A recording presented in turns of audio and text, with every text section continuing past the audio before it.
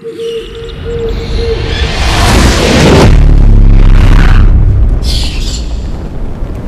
妖。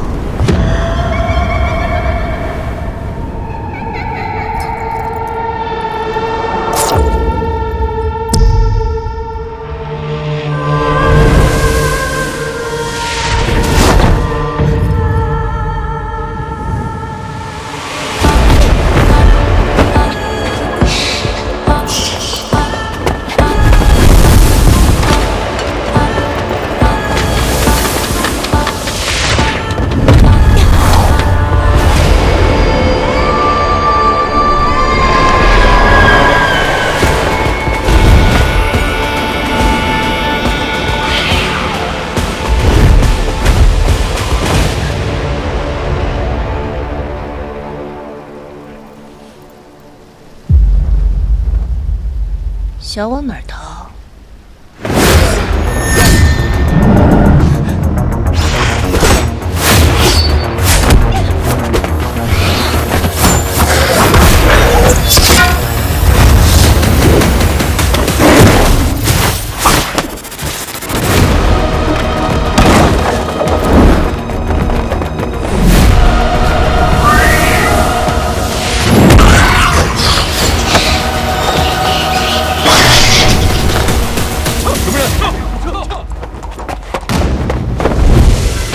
分头追！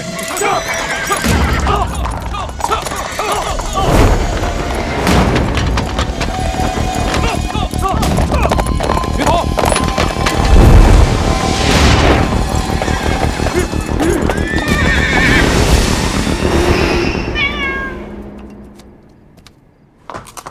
追！撤！撤！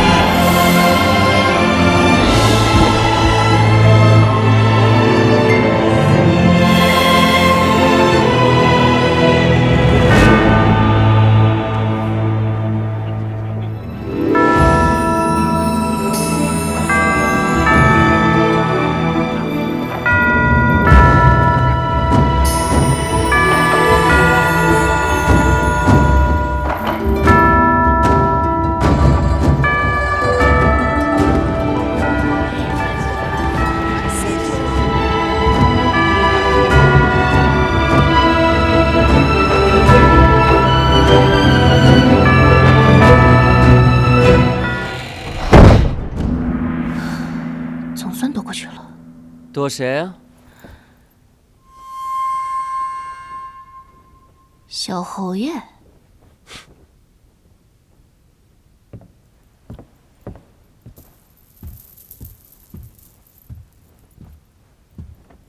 五娘子躲谁都行，就是不能躲我。我可是在此等候娘子多时。小侯爷找我做什么？我听说明日便是五娘子的生辰，特意为你准备了寿礼。礼呢？喏，这是求亲的庚帖。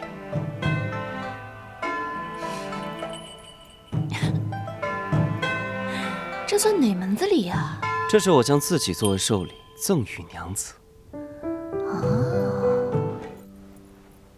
我在这长安城里大龄未嫁，声名狼藉。你我一亲相识，不过月余，你便上门提亲，我武家的祖坟可真是冒了青烟了。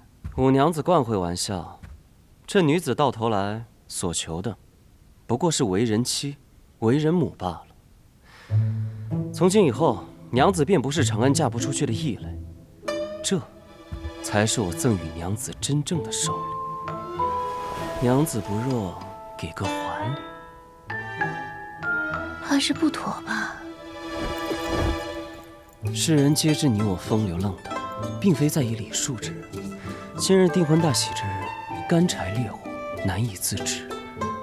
一晌贪欢，任性而为，也算不得什么。是有道理。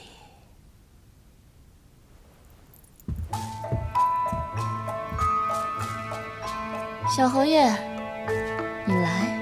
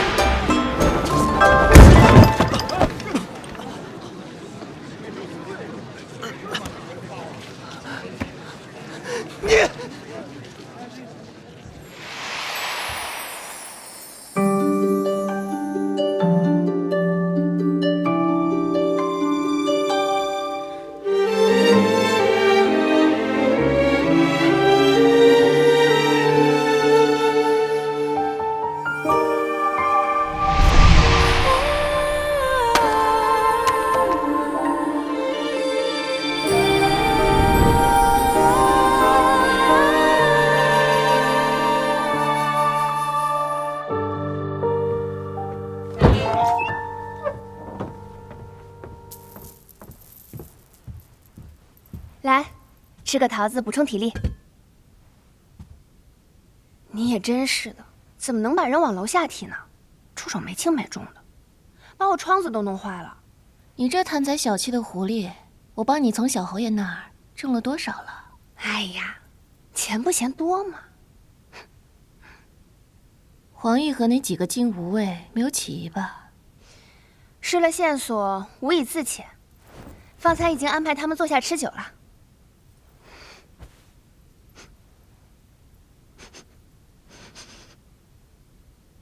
血腥味儿，方才与妖怪交手了。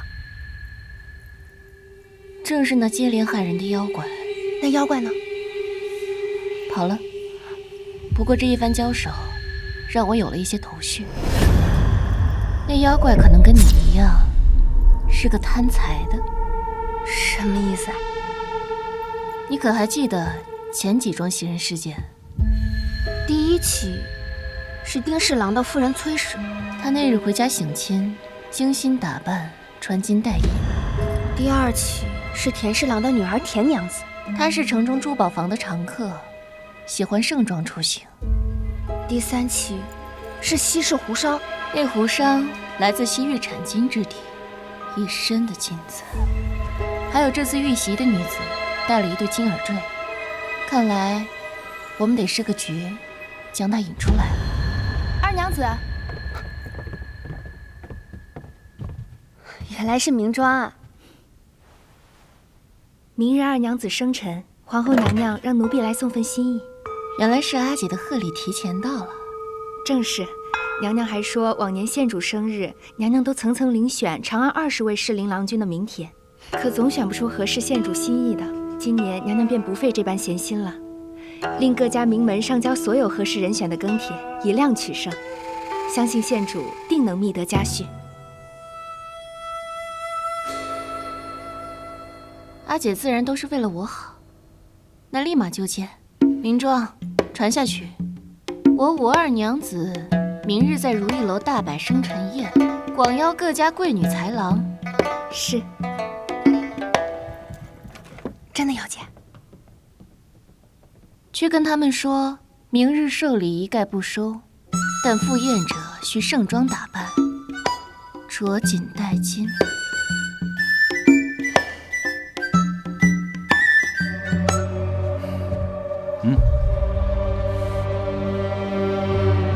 喂，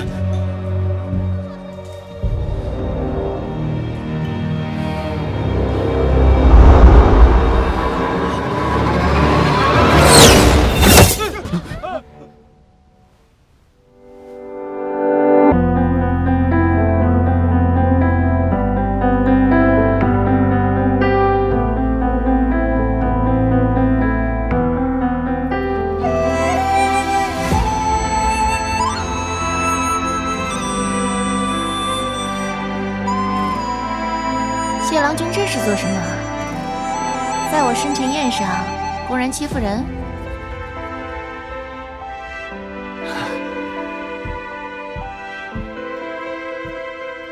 五娘子这话说的，我等不过是说说话罢了。可惜，这位小郎君似乎没见过什么世面，心中有鬼，出口伤人，是一点面子也不给。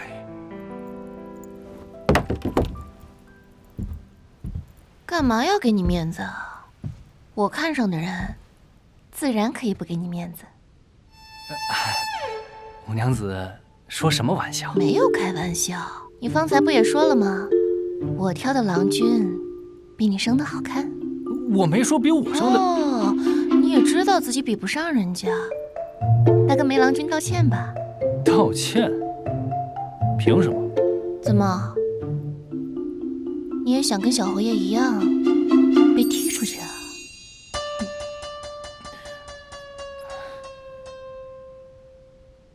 方才是这下人私自动手，与我无关。便留给五娘子管教吧。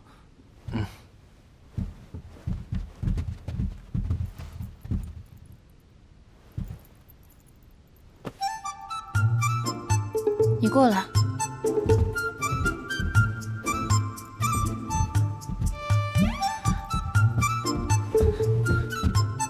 梅小四，你们家这位漂亮柔弱的小郎君，竟然被武二给看上了。这小竹鱼，这就飞上枝头变凤凰了。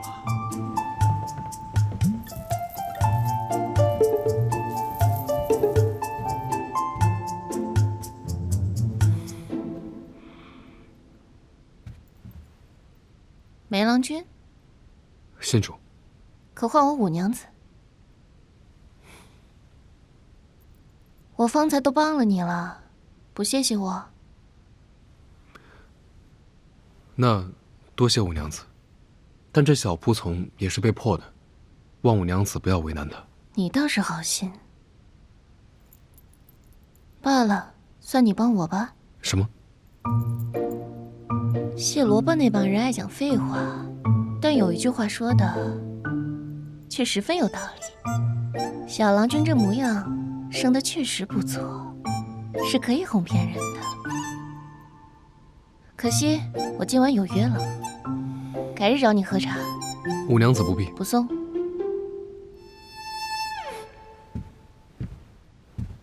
对了，你叫什么来着？在下梅竹雨。梅竹雨。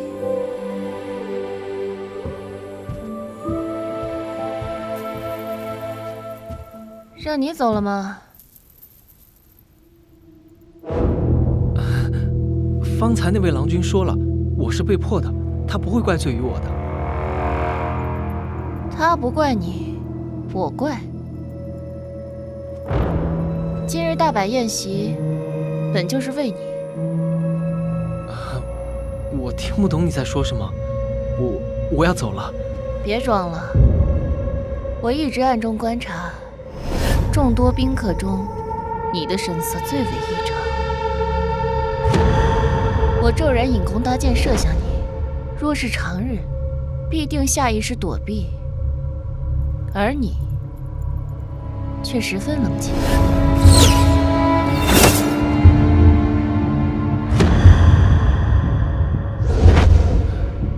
我不过是被吓傻了。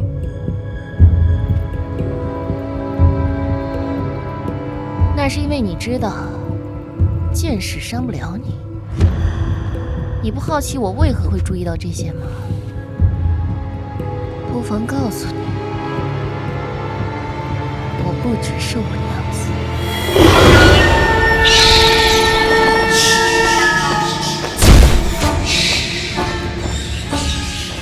昨日交手让你给跑了，于是今日宴席，我才令宾客穿金戴银，为的就是引你现身。昨日你遇见的不是我，还装傻呢？今日别想逃！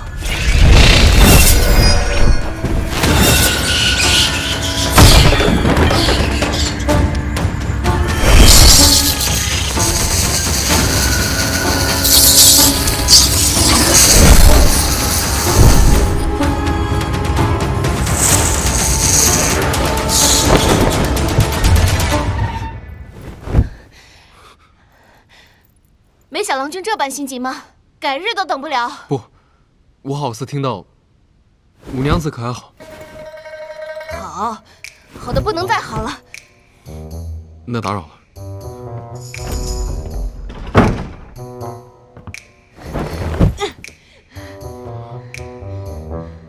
梅郎君，你怎么在这儿啊？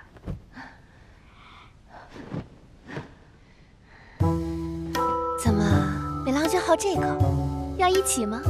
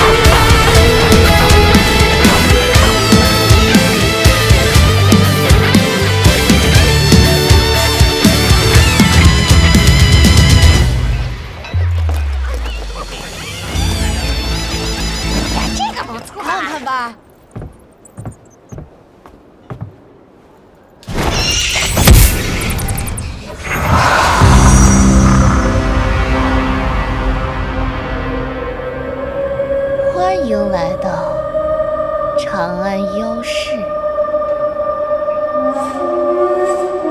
长安可不是你随便撒野的地方，休想再动这些歪心思。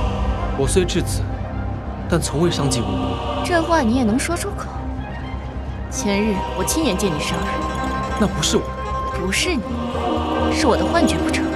我知道长安一直有人在追查他，我也一直在寻找他的踪迹。他？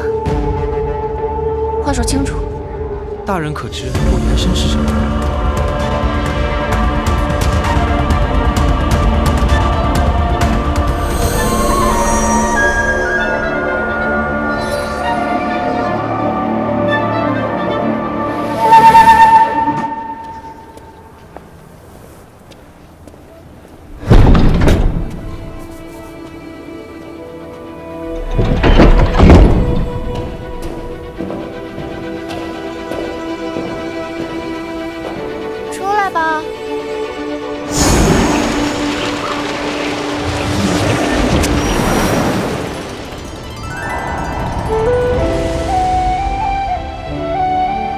每次不顺气儿就躲在上面，真是不新鲜。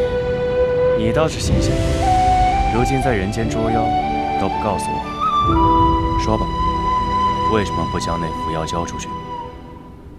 因为凶手另有其人。你看，耳坠。耳坠成双成对，这符文耳坠也分一公一母。敷衍的是公符，作恶的是母符。而那母符之所以攻击携带金饰之人，是为了寻找丢失的另一半。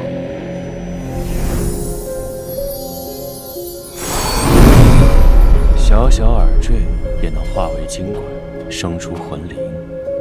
方才听他所说，他们是在前朝时期被打制成耳坠，与人佩戴，因人之灵气所滋养，而化为精怪。没错，100年来我们左右同生，分公母为伴。碰巧半月前我们初到长安，见此繁华盛景，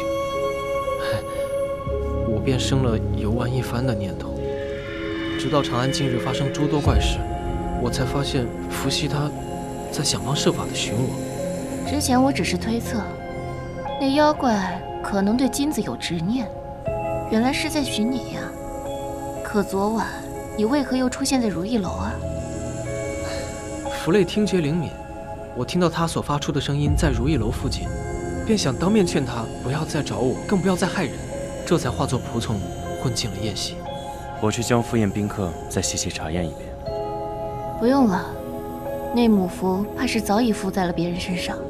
细想交手那日，他大概已经走火入魔。若再不把他找回，难免会有更多祸端。这妖怪入了魔，就要万分小心。小神，你是半有之身，白日里毫无法力。我知道，好在佛类也是昼伏夜出，我会等到晚上的。也都怪我，药力低微，帮不到你什么。你当然能帮我了，阿叔，你可否陪我去一趟玄剑司呢？自然可以。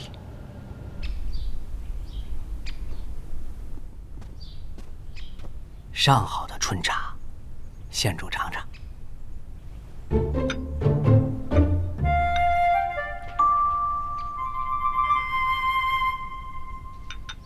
还成。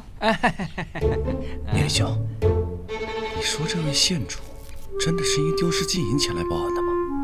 这不好说，我怎么觉着他的醉翁之意是在梅兄呢？那他究竟看上梅主是什么了？脸？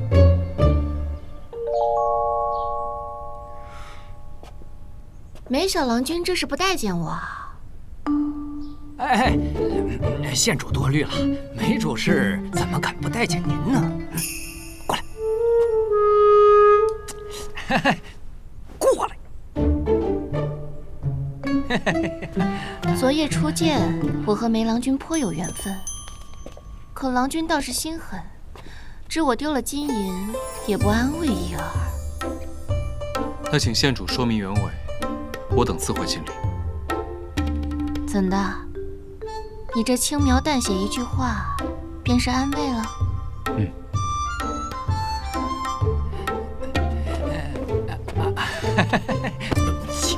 县主今日大驾光临，我玄剑司蓬荜生辉啊！县主的事就是梅主事的事，他定不遗余力让县主满意。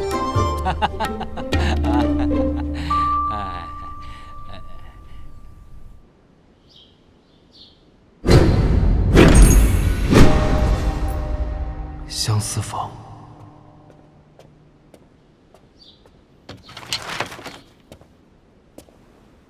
五娘子怎么出来了？来找你玩。来得正好。怎么，你正好想我？既然五娘子报案说昨夜丢失了金银，按章程需要提交一纸诉状。你帮我写不行啊？按规矩，须得事主亲笔。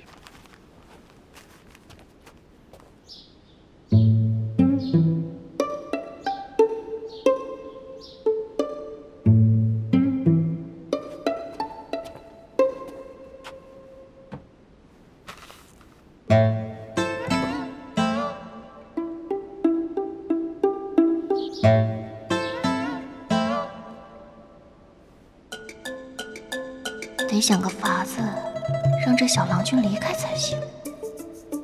我有些饿了，劳烦帮我做些吃的。吃什么？都可以，复杂些的。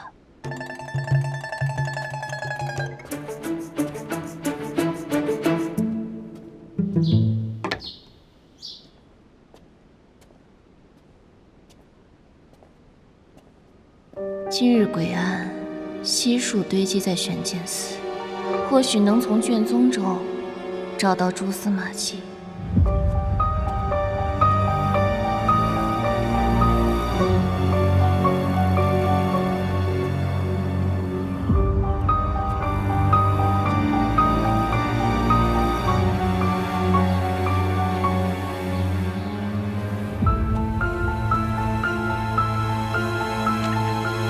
大叔，去吧。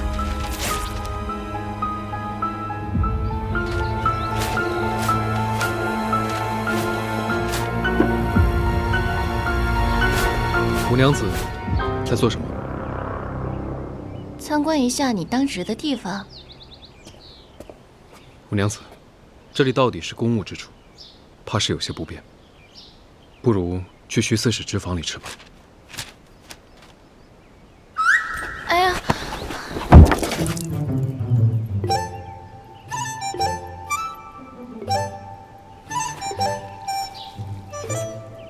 意思把你衣服弄脏了。我饿了，头晕。没事，吃饭吧。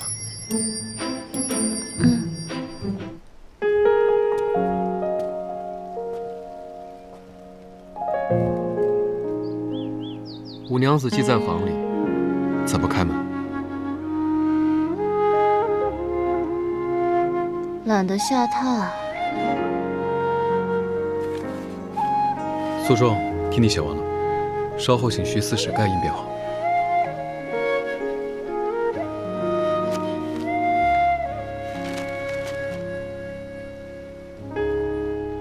梅郎君不是说按规矩得是主亲笔吗？想来五娘子也懒得写这些，只好破例一次。我阿姐曾叮嘱过，人生在世，万不可行差大错。你可知为何？为何？因为人一旦犯了错，破了例，便会一错再错。就像小郎君破了第一次例，便会有下一次。下不为例。我来的路上听闻，你家门口是条破路，又长又窄又泥泞，马车都进不得。小郎君的驴车还是借了路口邻里家安置的。我好奇得很，这玄剑寺既没钱，也没前途，你怎还愿意待在这儿啊？除暴安良，扶正处邪，在哪儿做都是一样的，只要做好自己的事便罢了。除暴安良，扶正处邪。看来小郎君是想当真君子。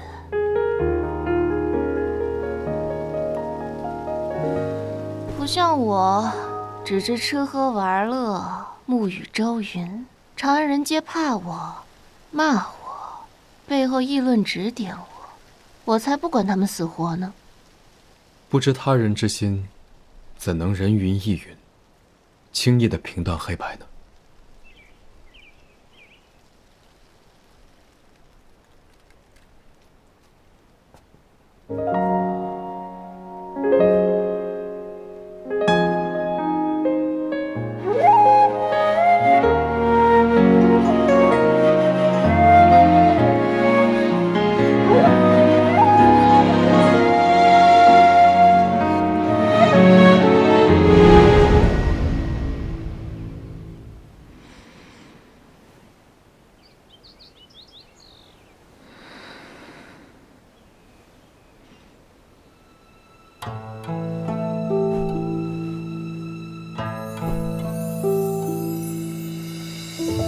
这小郎君还挺贴心。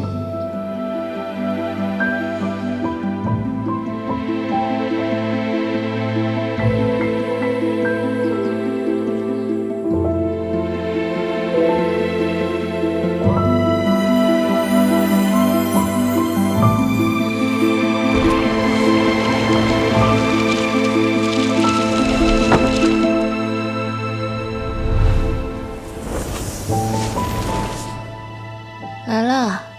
是不是吵醒你了？不是，我正好醒了。可有找到什么线索？前日你与母父交手，那被他欺身的女子，后来便被送往玄剑寺。经查，那女子名叫碧桃，是相思房的一位舞姬。相思房？而与她同吃同住的好友，也是相思房的舞姬，最近常在如意楼排舞，名叫浙流。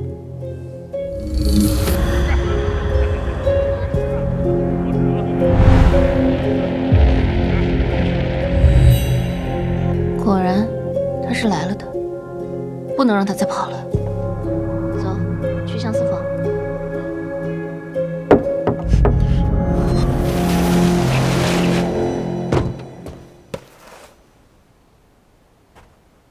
相思房，五娘子在同谁讲话？同你呀。我忽而想起，昨夜来了许多相思房的舞姬，许是有人见过什么。我左右无事，便想去问问。若谁能知道我的东西在哪儿，便不麻烦小郎君了。既然如此，我去一趟相思房便是。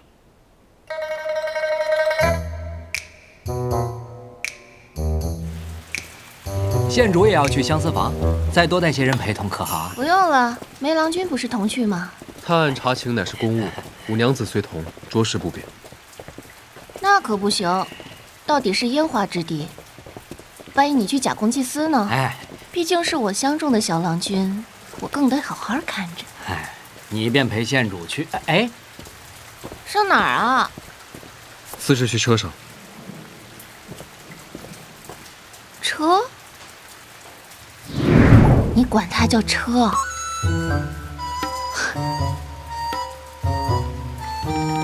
长得跟我家马车生出来的一样。小郎君，不如与我同乘。不必，在下的车挺好。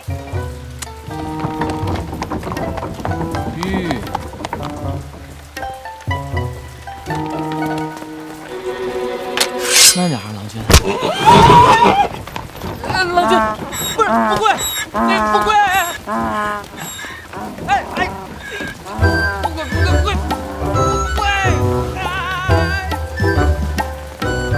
车没了。五娘子，此举不妥。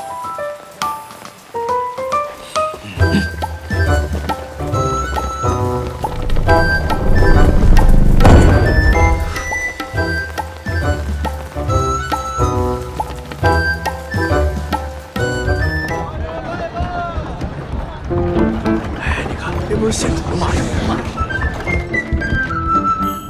古人云：“日果迎车，看杀未见。”小郎君如今树大招风，好好感受一下，倒也无妨。哟，这车可是五二娘子的。哎，这位郎君是谁？难道是五二娘子的新欢？新欢？让我看看长什么样。哎，这样貌还真是。哎呀，看看人家那头型，长得真俊呐。比你还是差点。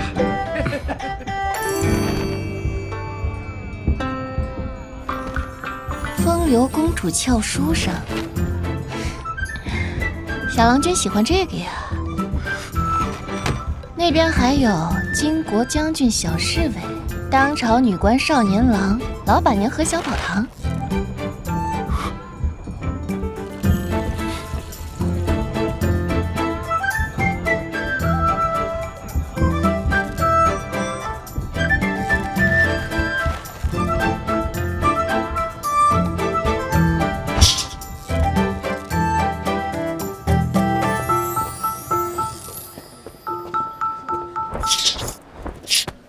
知道了，别着急。怎么了？不是。大爷来玩儿呀！哟，五二娘子呀！五二娘子好久没来了。是啊。这位是玄剑司的梅主事，他今日来有事情要问你。哟，小郎君，好俊俏的小郎君啊！你有什么想问的呀？是呀，你是想问我呀，还是想问他呀？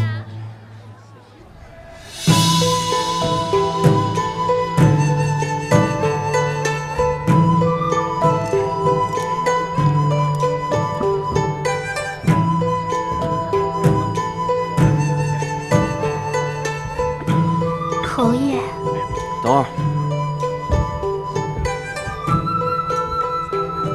干什么呢？性感这么大的，赶紧给我闪开！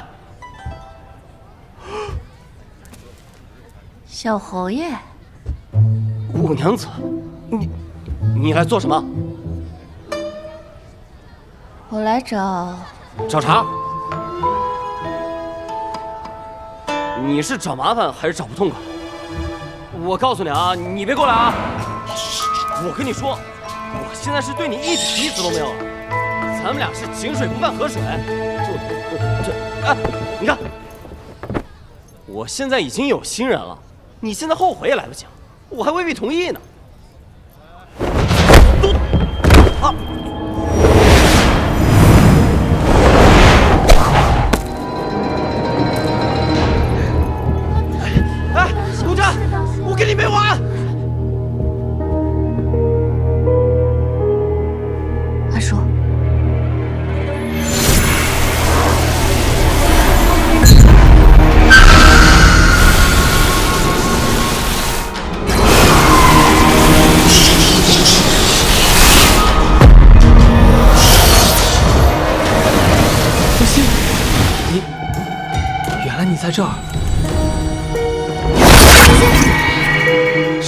大，你不记得我了吗？果真是入魔了。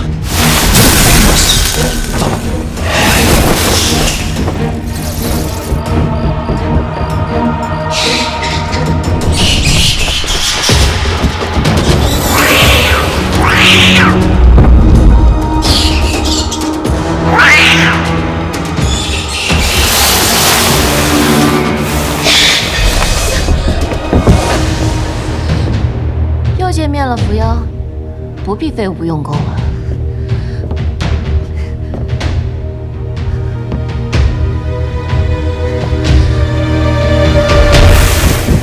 猫公大人，他是犯了许多错，但求您好歹饶他一命。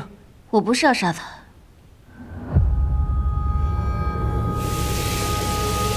猫公大人，他这是怎么了？应是你走之后，他染上了什么不干净的东西，被其侵蚀引发恶念，才会出手伤人。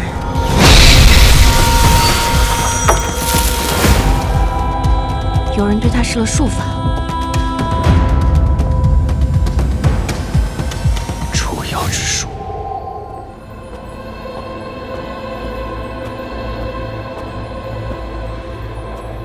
小珍，来吃糖。阿叔，他何时才能修复好啊？你这性子，还是这么着急？不是我着急，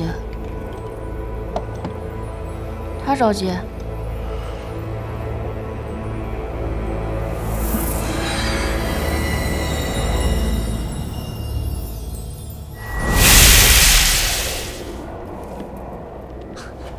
伏羲，伏羲，你别生气了。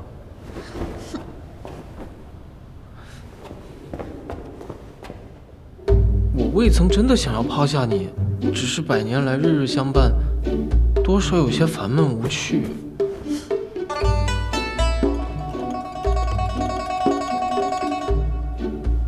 我只是想出去逛一段时日罢了。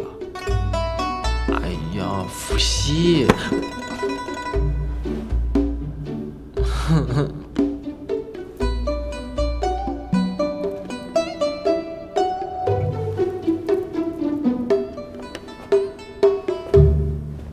他自行离开不过2日，你便扰乱了心绪，为何如此急不可耐？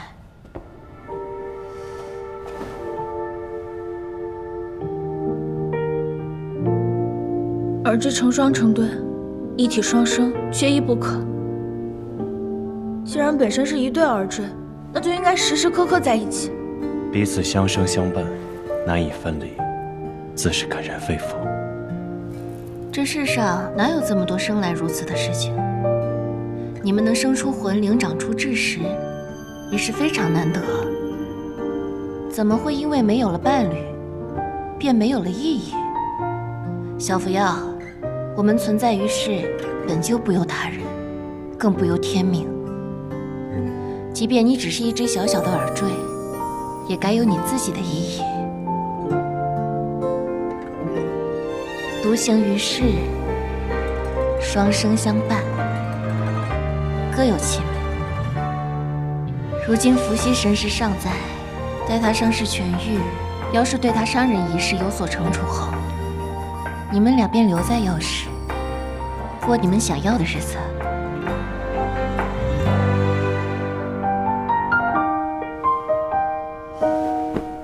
谢猫公。等等，猫公大人，我此前妖变入魔，并非仅仅只是因为失去另一半，或许还有另外一件事。何事？我初来长安，以蝙蝠之形寻找这家伙，不料有一日画出原形掉落在地，被一名相思房的舞姬拾到。他见我有些破损，便将我送入城中的一个珠宝作坊。珠宝作坊？是，我在那珠宝作坊的时候，仿佛感受到了一股邪气，它让我变得不像我自己。可这长安怎会有邪气？我记得那股邪气的来源是一块石头，红色的石头。石头？难不成是不化骨？不化骨，那是什么？不化骨乃含怨之人的遗骨所化，其所在之处常引起妖变，无论是人是妖，都极易遭其蛊惑。这么说来，我们得把不化骨寻回来。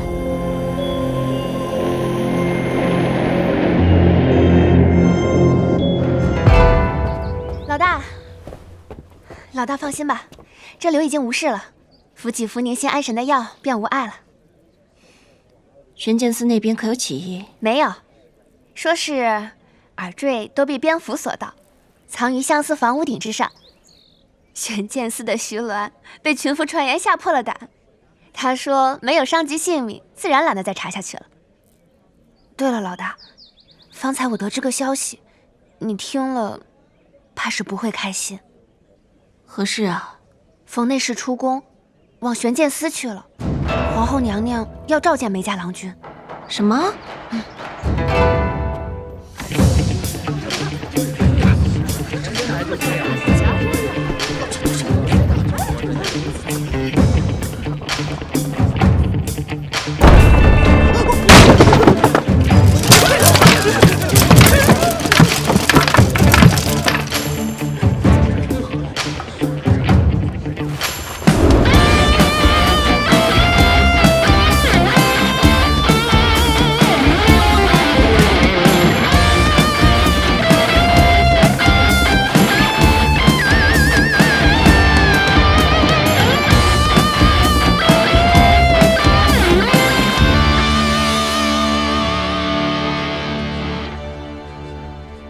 五娘子，这是做什么？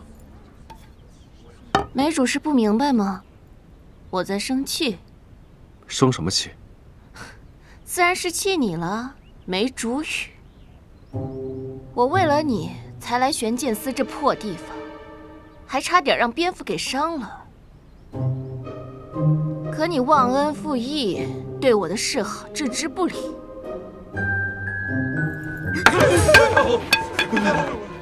不愿跟我相好就算了，不勉强。从此以后，你我两不相干。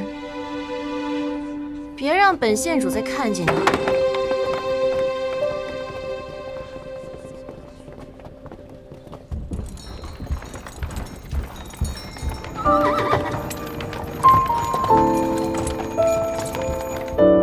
要我说，何必着急演这么一出？大不了让皇后召见便是了。我本就不想与那凡人小郎君牵扯太深。我阿姐又是个急性子，晚一日，不知要闹出多大麻烦，还是早日断干净比较好。可那梅郎君虽然孱弱，但生的甚是好看，你当真舍得？花无百日红，再漂亮的花，赏玩一番便好，没必要费劲摘回家。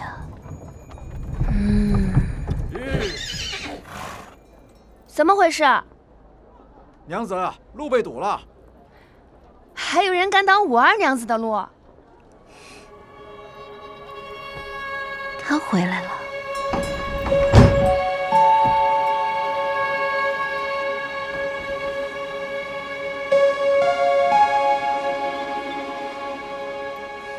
好久不见，刘娘子。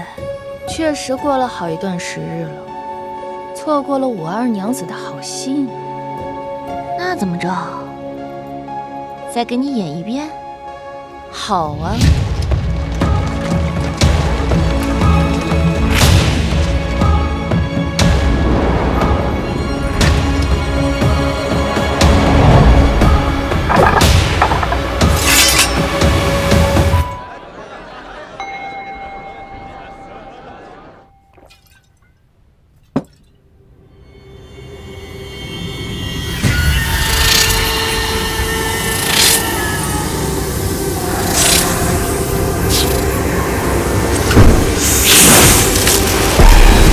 少吓唬人！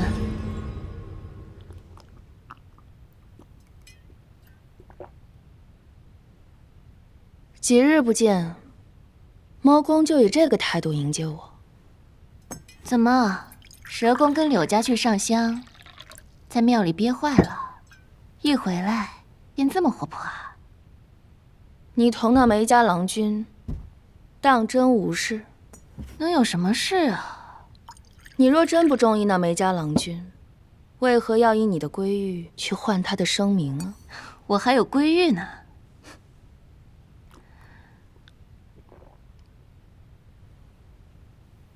唉，好歹利用了人家一遭，咱们做妖的也应该有些良心。再说了，我也不在意这个。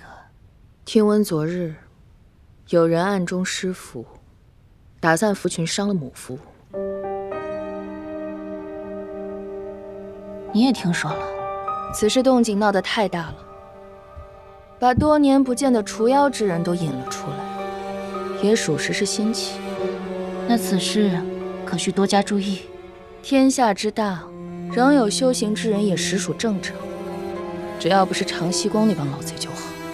长息宫都已经销声匿迹100年了，你倒是总惦记着他们。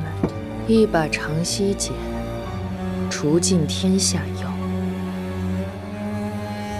这伤口让我不得不时刻警醒自己。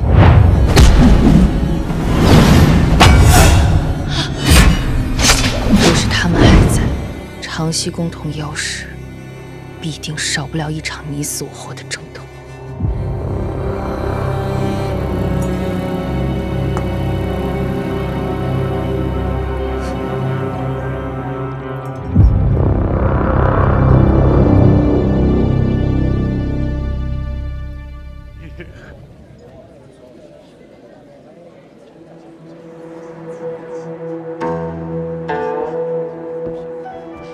小萌，闻闻这个。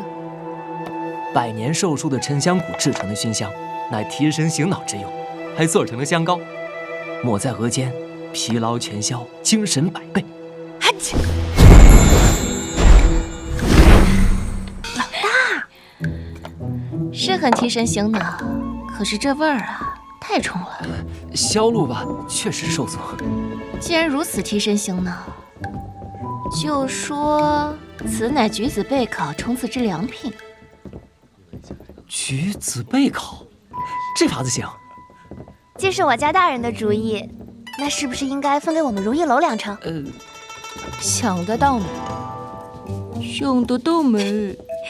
林小美人儿，你家蛇公如此小气，跟他没前程的，不如来我麾下。猫公对我如此厚爱，真叫我感动不起来啊！因为我心里只有我家大人。梅四郎到。若说如意楼是吃喝玩乐，这玉珍坊便是清雅之所。这文人雅士皆在这里品香会咏。哎，你4个我家中的香都在这里买的。没错，老地方。对不住了，四郎，2楼的雅间已经满了。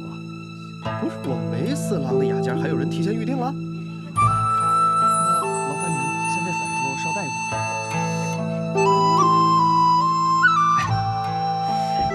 小朱宇，珍姐，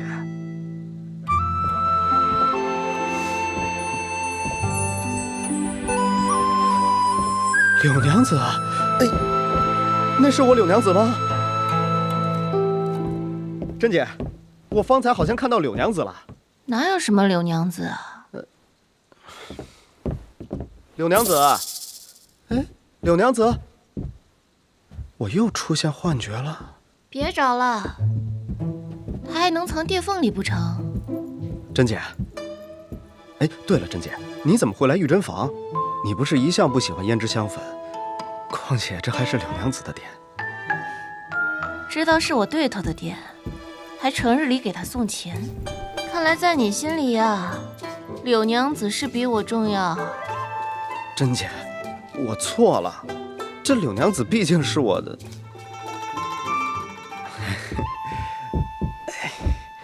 珍姐，每次发誓，我对你绝对忠心。行，给我包起来。哎，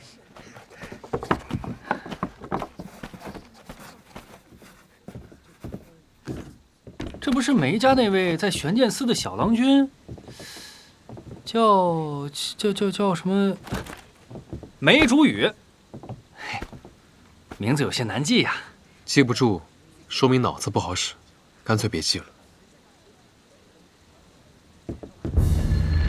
梅郎君，听闻你被清河县主用完即弃，好生令人同情啊。不过想想也是，他是阅人无数，而你经验全无，能不把你甩了吗？怎么，今日来玉珍房，是想买点香品，重新博得五娘子欢心的？哎，不如我给梅郎君支个招。听闻这玉珍房里也有催情助兴之香，不如你买点回去。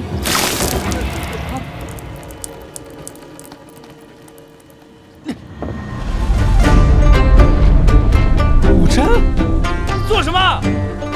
几日不见，颇为想念，各请郎君品香。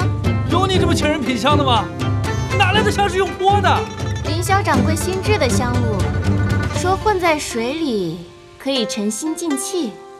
正好我懒得下楼。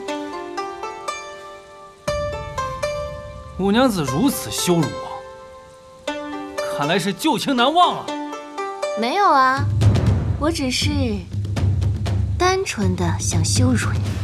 你谢郎以才子名士自居，可一不教书诲人，二不济世安民，三不行侠仗义，四不劫富济贫，成日打着家族旗号，只知道关心男女闺阁那些事儿。我武真纨绔胡闹，自认一个骂名，不若你谢大萝卜金玉其外，就是让人瞧不起。我怎么了我？凌霄掌柜，哎，请谢郎的香露记得算我账上。好啊，免得这事儿传扬出去，谢五郎被谢家停了灵用，付不起你的账。谁有你请？不用啊，那你自己付吧。自己付吧。付吧。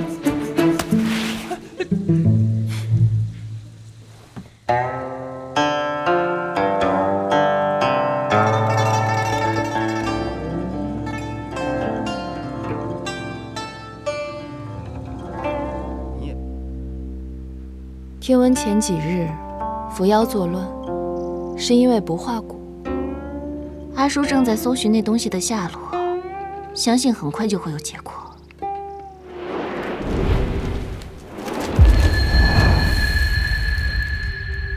来了。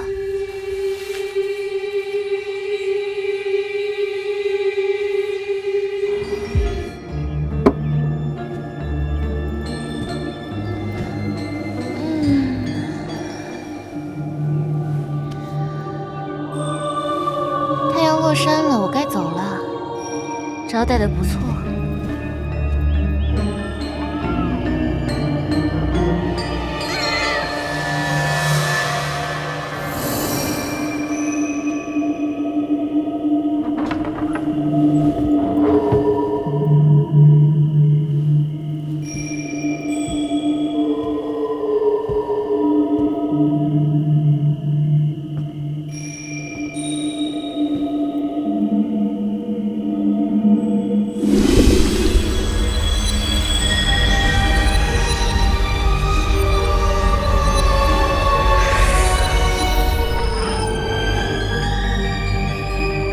那不化蛊究竟去哪儿了？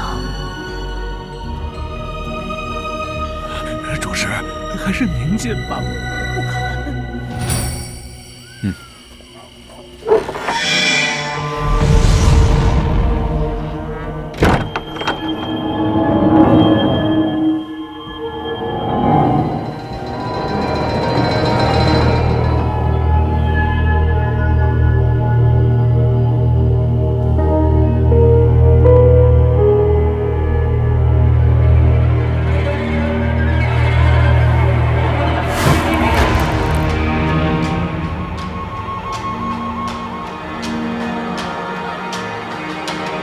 玄剑司竟派了他来查案吗？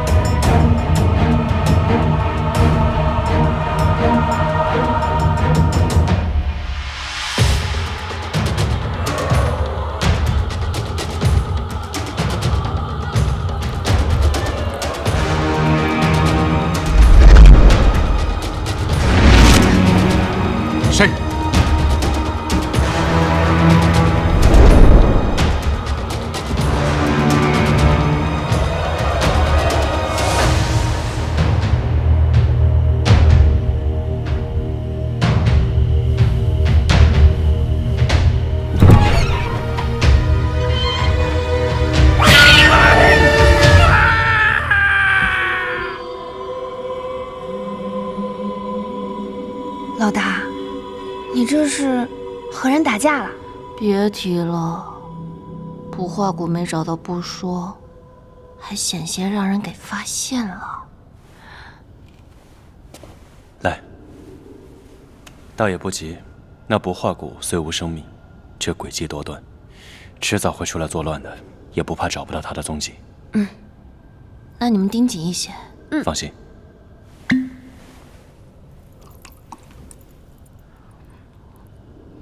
这什么东西啊？心药，乃是一失传古方，能助你洗髓伐骨，变成全药。如何？你眼下身体有何感觉？我有些想……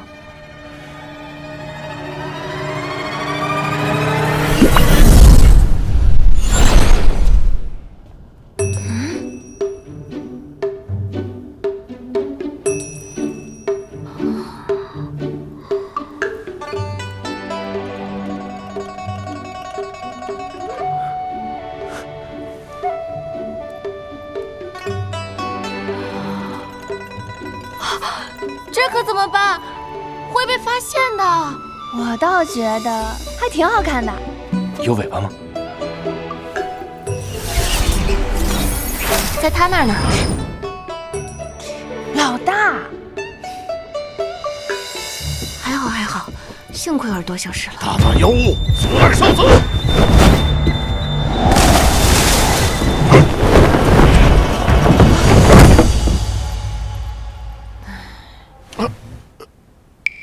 哎呀，哎呀！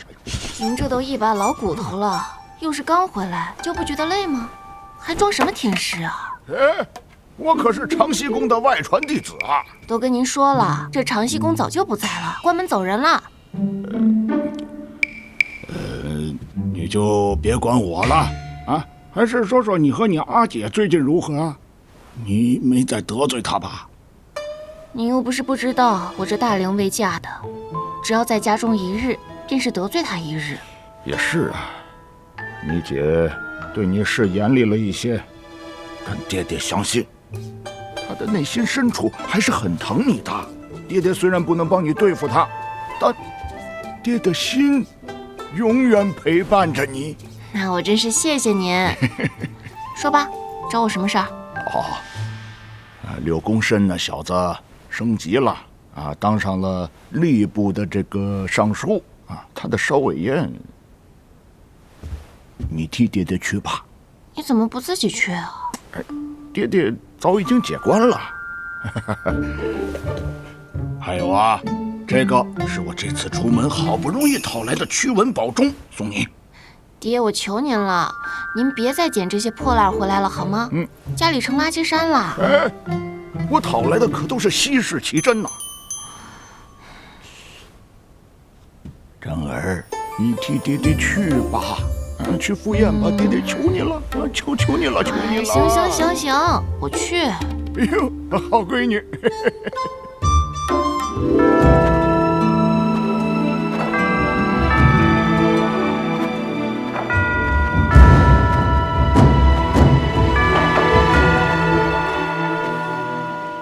真是不好意思，几位官人没事吧？多谢清河县主相许，我等无法。这陛下赐的车也真是的，需要2匹马才能拉。我还是喜欢那小驴车，精致可爱。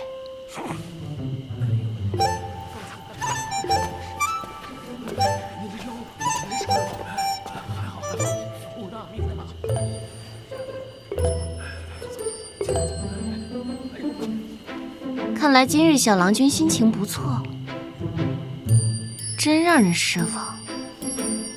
放心，有我在，总归不会让旁人家的狗咬了你。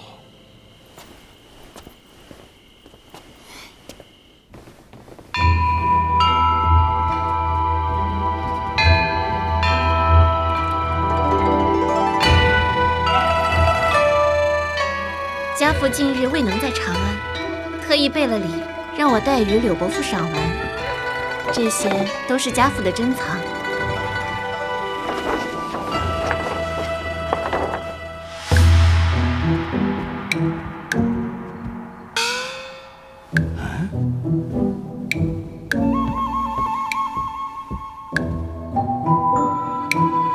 这也是国公珍藏？是。啊？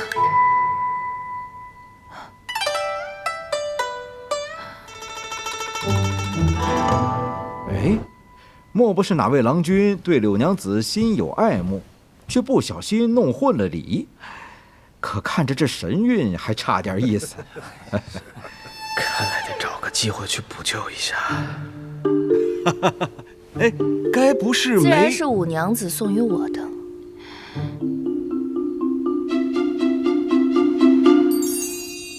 听闻二位娘子时常打闹，如今看来，五娘子这是示好了。那便恭喜二位了。废话可真多，我的东西想送便送，想扔便扔，还轮不到旁人指挥。卷起来。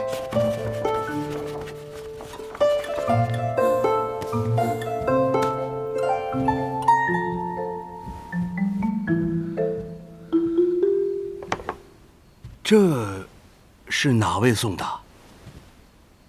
玄剑司梅主语见过柳尚书。原来是梅家方回长安的小郎君。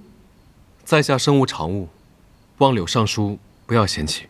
哎，多谢梅家郎君，此砚台摸着柔滑顺手，虽然做工青涩，但却是块耐用的好材料。正如梅家郎君一样，年纪尚轻，好好打磨，前途无量。谢柳尚书夸赞。柳尚书宽和大度，说的正是。也愿梅小郎君早日走出失意，大展宏图。谢郎君，这是瞧不上五娘子了。梅小郎君说什么？方才你没听见五娘子的话吗？五娘子的东西，即便是不要了，也轮不到旁人来智慧。所以往后几位要是再遇到我，还是少些指点为好。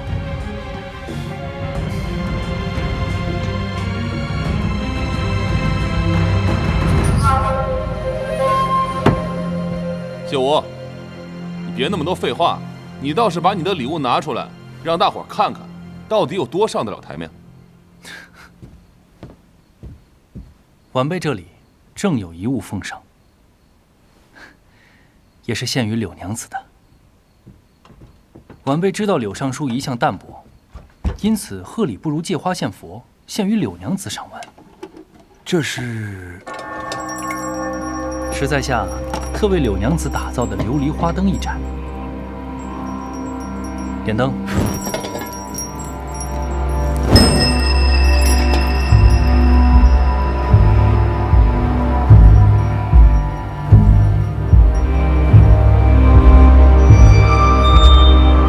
这琉璃灯如此精致，且座上还嵌了宝石，想必造价不菲啊！啊，哪里？这灯上的女子，正是柳娘子啊！娘子请看，一旁还有比人题诗一首：“枕山七谷昔是梦，高车驷马未尝经。书台折柳3000里，只为诗名万念青。”不愧为长安才子啊！写的是风流奇俊，真切动人。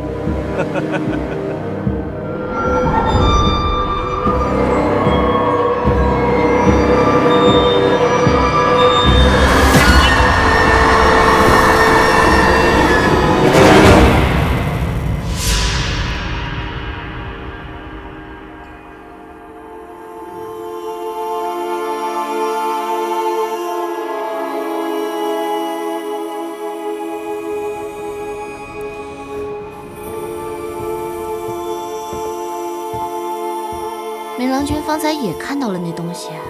五娘子是在寻他吗？怎么，小郎君开始对我好奇了？长安少有邪魅之事，可见五娘子的模样，却对这些淡定得很。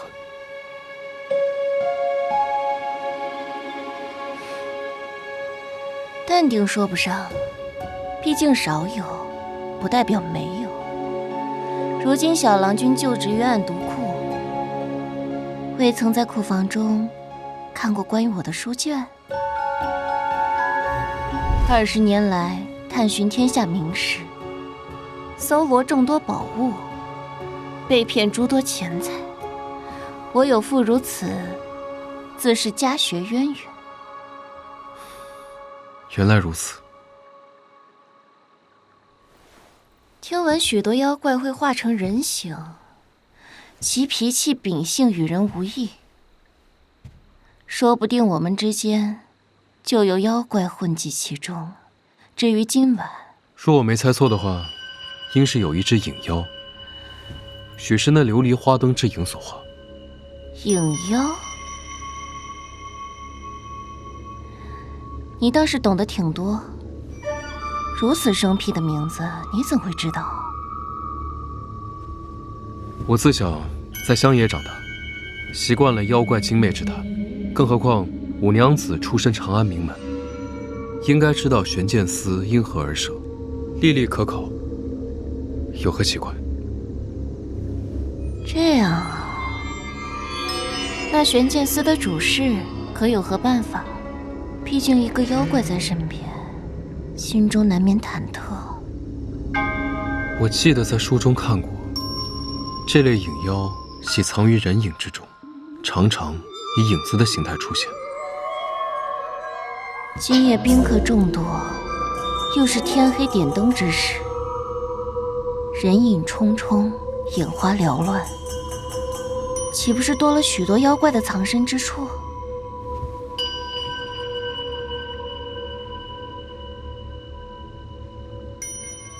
那这是什么？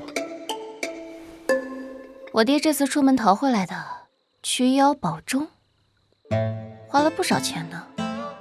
五国公这是又被骗了，厉害吧？你呢？你有什么主意？五娘子幼时可玩过踩影子的游戏？这是什么？点燃屋中烛火，众人逃，一人追，追者踩中他人的影子为胜，被踩者继续追其他人。那时是我极爱玩的。后来我想到了一个百胜的法子，先熄灭烛火，令他人没了影子，如此暗中移动，再重新点燃烛火，便可轻易踩到他人影子。你的意思是，可熄灭烛火，将那妖怪从正厅引出，再寻无人之处，令他当即现身。引出妖怪之后呢？之后，不是还有你的宝物吗？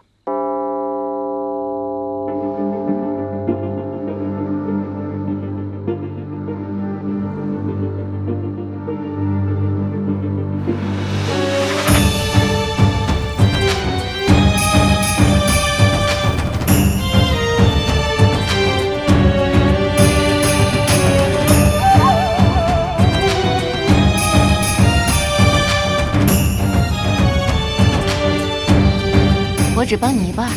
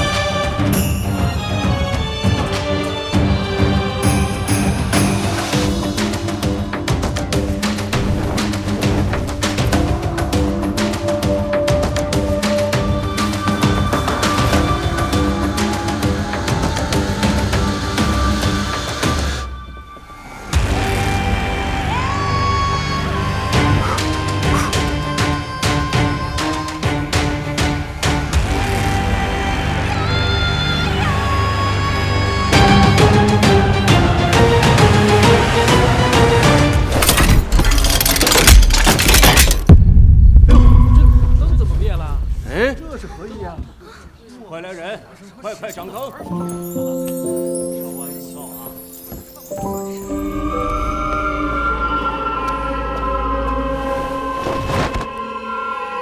你的人真沉。什么情况？那影妖方才在书房附近下手颇狠。什么？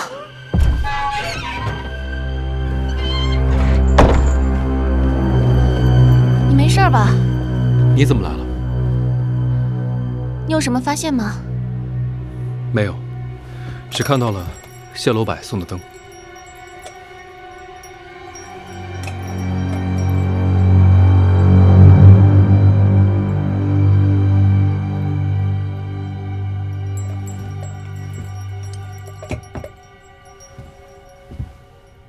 你为什么要送柳娘子画像呢？不是我送的，是有人将画放到了我的礼品中，那人就是四哥。小四。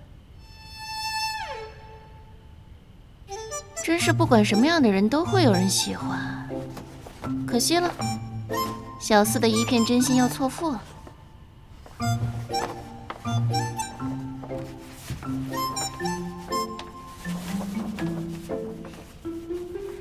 没想郎君倒是细致，又生得这样好看，怎能在宴席上比之我武真不要的东西？不过是些五娘子之事的说辞。小郎君太过自谦了，你可不是个什么东西。五娘子，你生气啦？不要骂人。无趣。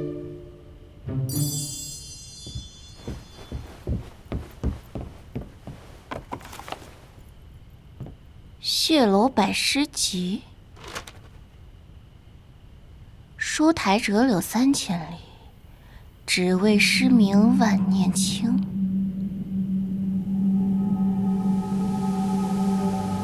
不对，怎么了？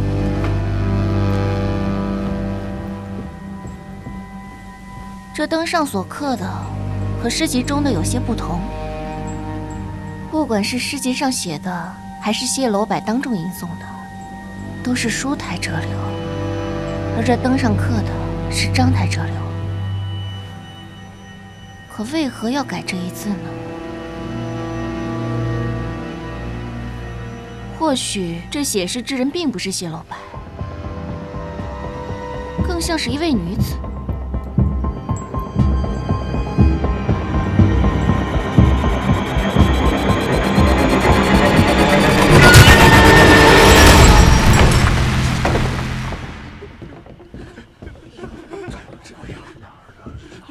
县主，这儿发生什么事了吗？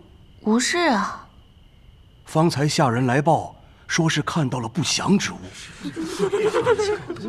不祥？我怎么没看到啊？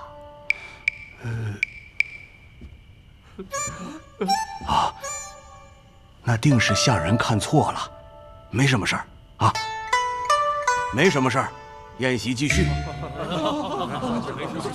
回去吧，咱们回去再喝一杯。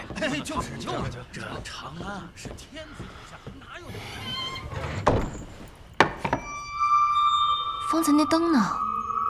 哪儿去了？我出去看看。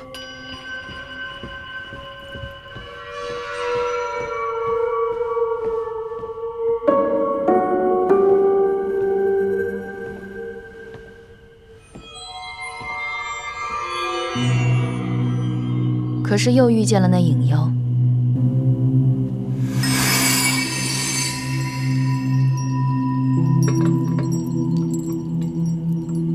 这不化骨又跑了。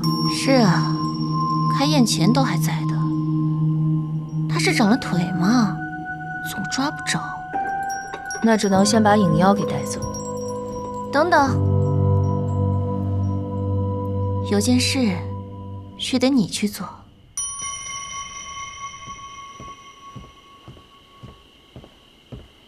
小郎君，你怎么来了？我方才看见了一些事儿。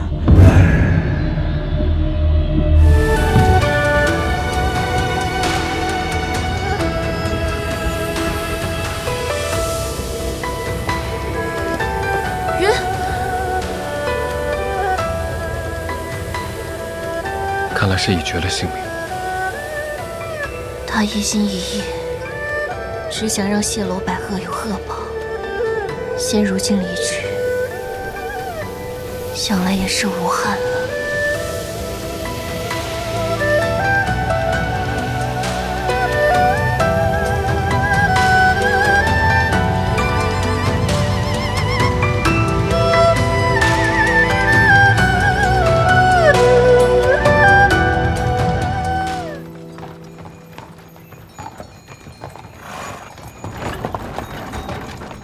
二娘子，二娘子，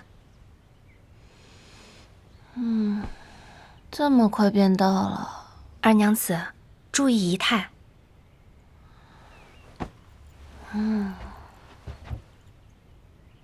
日后二娘子还是多回府上住吧，离那狐珠娘子稍远些，免得她愈加将二娘子带坏了。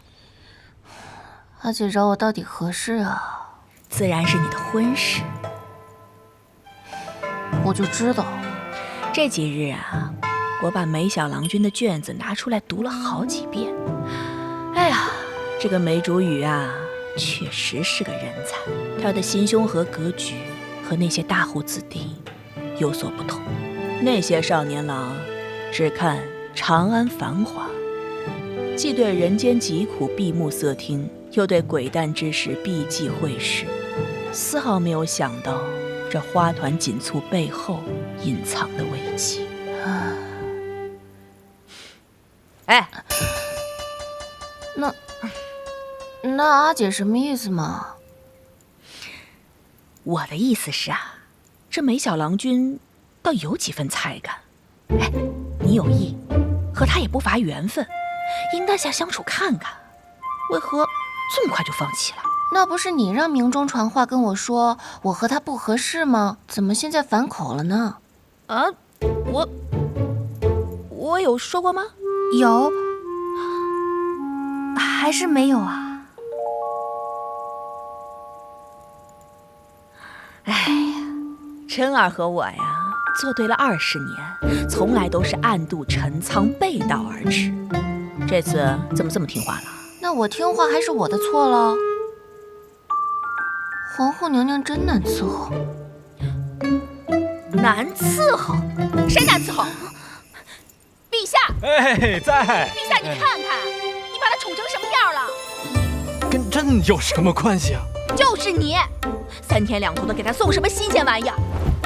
你看看，惯成什么样了？见异思迁，狼心狗肺，朝三暮四，始乱终弃。哎呀，姐姐莫生气嘛，二娘子眼不着沙，定是我那远房堂弟的错。挑挑拣拣，谁都配不上他，干脆到天上找神仙去。皇后，这是要去哪里呀？哎，梅妃。哎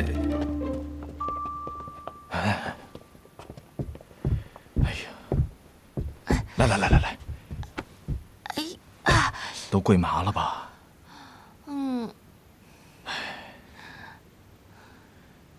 珍儿，辛苦你喽。皇帝姐夫，你也辛苦啊。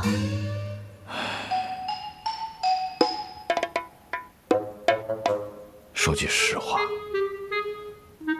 朕是支持你的。毕竟啊，这成亲太不好玩了。我就是活生生的例子呀。是吗？啊，你看他们俩，他们倒是挺好。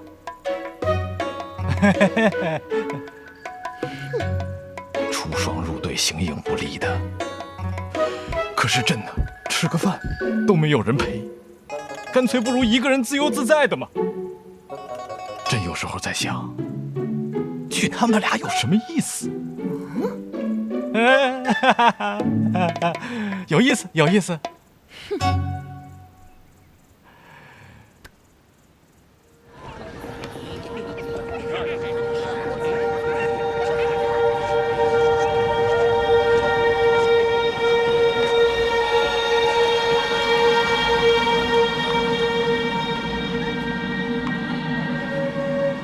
如今花灯已经消散，那不化谷又会去哪里呢？我那日到书房的时候，不化骨便已经不在灯上了。那眼下骨头不见了，又该如何？小珍，你仔细想想，那不化骨会被谁拿走了？难不成是那梅竹雨？他拿不化骨做什么？难道是玄剑司为了破鬼案，拿去当证物用了？此事不能被司门所知，否则那些老妖怪又要来找麻烦。晚了，长老们已经知道了。他们怎么会知道？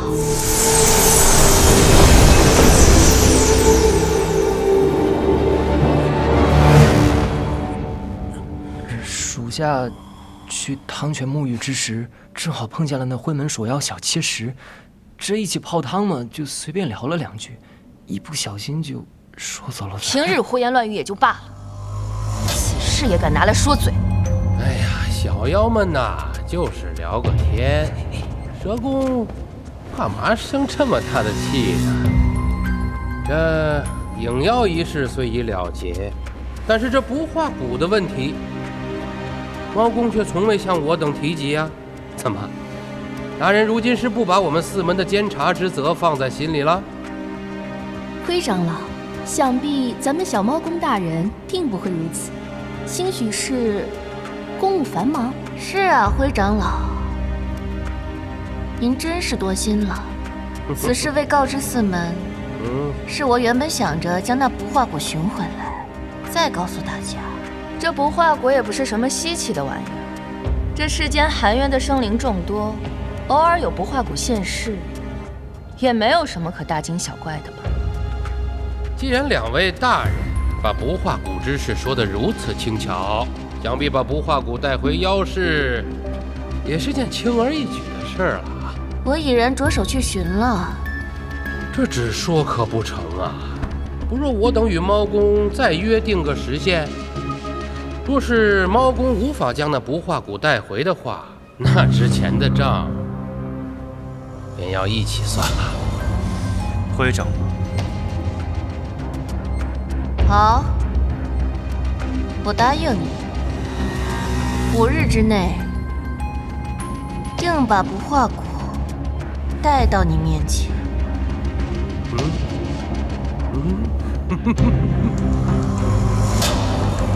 一言为定。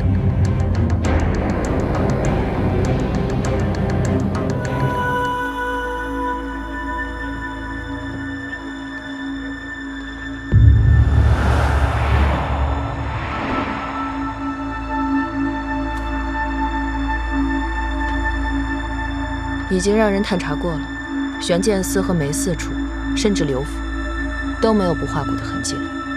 那就只剩梅竹雨那儿了。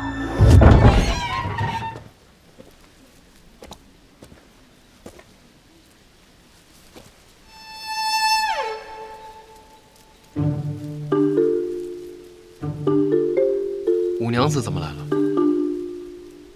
自然是来看你呀，难不成你觉得我千里迢迢过来赏花？为何要看我？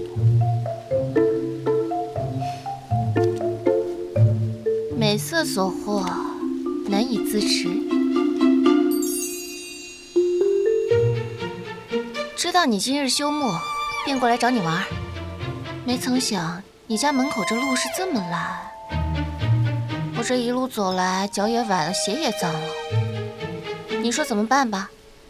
崴的哪一只脚？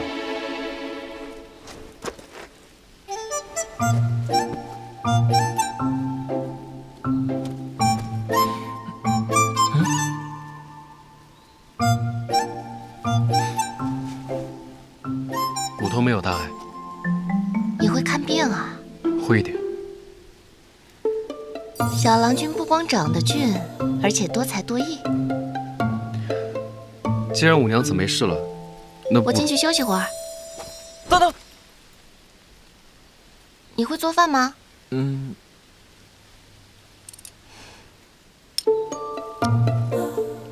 县主想吃些什么？随意。里边请。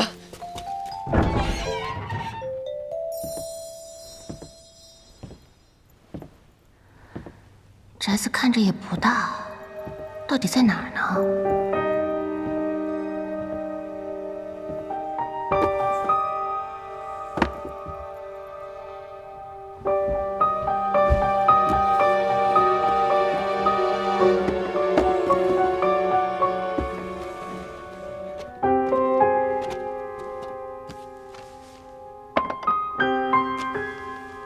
郎君，我觉得这位县主对你很是认真啊。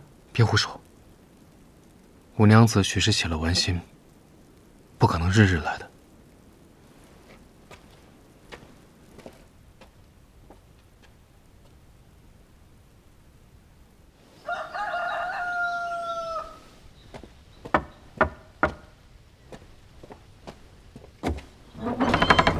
这怎么又是你啊？路过，蹭个饭。你这不是？五娘子，你一而再的来我家，终是不妥。若是旁人到访见到，对你名声有损。小郎君放心，你人缘一般，没人看见，我名声不好，也不会更糟糕。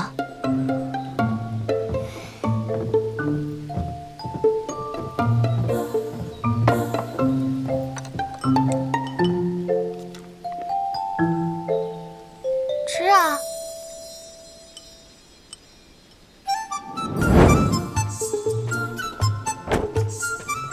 小郎君，听闻小郎君博学多识，特意过来求教。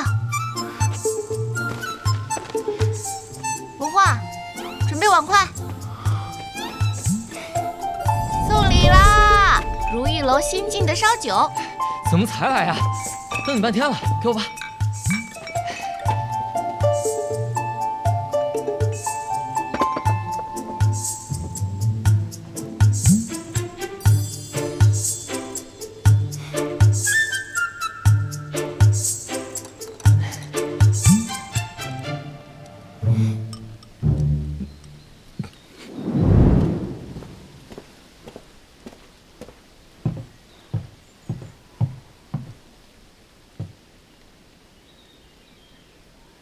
五娘子怎么进来的？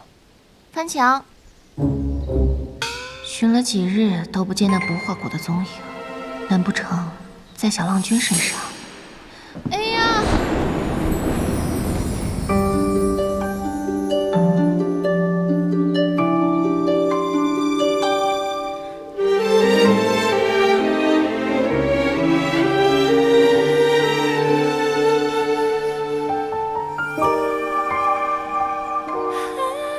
小郎君看着是手无缚鸡之力的文弱书生，其实还蛮有力的嘛。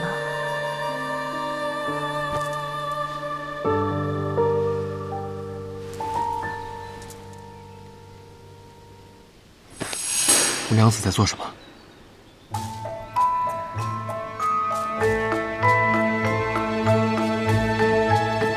小郎君的腰可真细。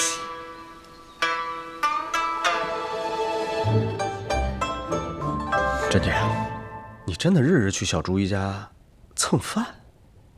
怕是醉翁之意不在酒吧？我就是冲着人去的，顺便蹭顿饭。也不知你家小竹鱼从哪儿捡来的小随从，厨艺倒还不错。长安外，回长安路上，偶遇一行出城的牙快，文化便在其中。他虽没了亲人，可自小在长安长大，不愿离开，我便买下他，带他回来，也算彼此有个照应。那他把你照应的还不错，春光满面，白里透红的。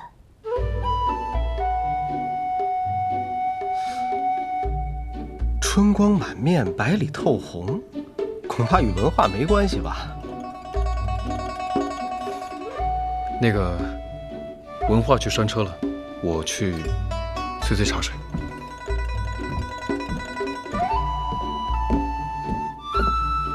不过你今日为何请我们吃饭啊？珍姐，这不好几日没见你们了吗？况且你们到底怎么回事？你不仅去他家蹭饭，还叫爹照拂于他。你不会是真的喜欢小竹鱼吧？小郎君模样生得好看，我为何不能真的喜欢他？你们俩无甚相配。此话怎讲？你看，以皇后娘娘和五国公的地位，那定是想让你找个皇亲贵胄或者是高门子弟。我这个小堂弟，一没钱，二没权，三无甚野心，自然不合适啊。皇亲贵胄如何？高门子弟又如何？这世间之大，并非都是一心汲汲营营之人。天下百姓、万物生灵，都有自己的生存之法。比如梅小郎君，大家都觉得他无权无势、格格不入，可我偏偏欣赏他，从不在权势面前低眉顺眼，也不在上官面前虚与委蛇。他从不会因为我的身份曲意逢迎，也不会因为我的刁难回肠百转。他无心于男女情爱，也无异于财帛权势。这么看来，也确实如此。我看着他的时候，总觉得他是一头孤立无援的小兽，在不属于他的世界里，默默无闻地坚守着自己的信仰。他的信仰？小四，以你我的身份，已经见惯了这世间汲汲营营之辈，可他至纯至真的可笑。你知道他说什么吗？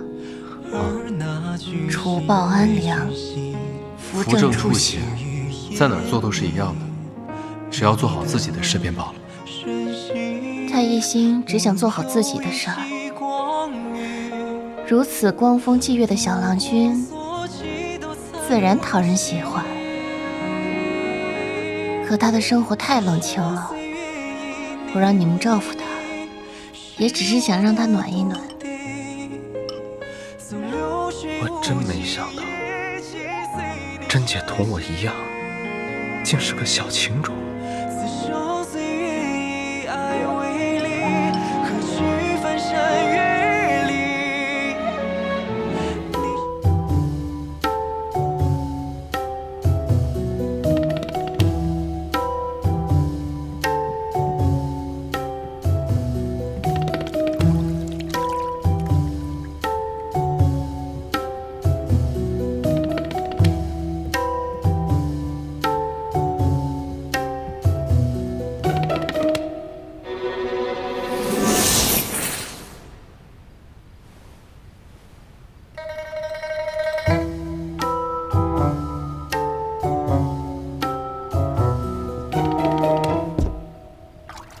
谁？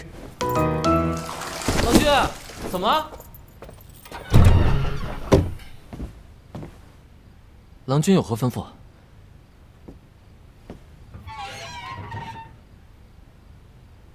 无事，许是我听错了。好嘞，那我在外面等郎君。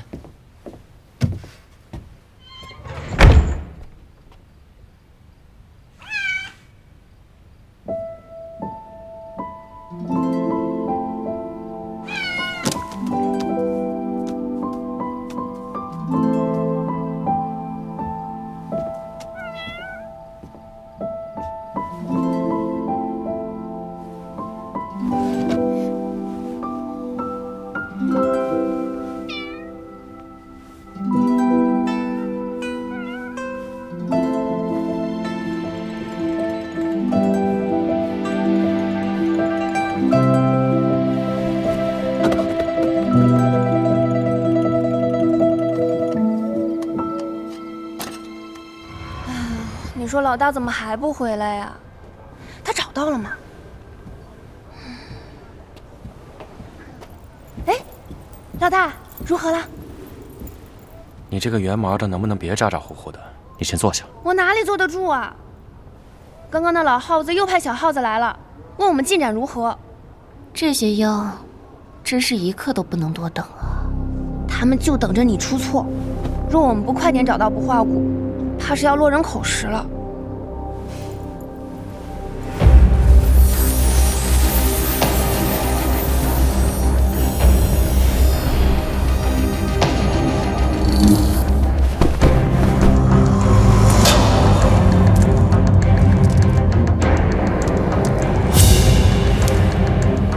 谁？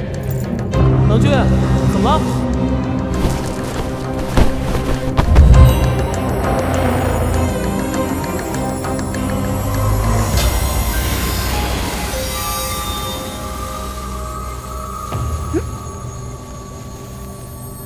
阿叔，怎么了？妖师律法，见不化骨必破而处之。我们得赶快把它毁掉，也给四门一个交代。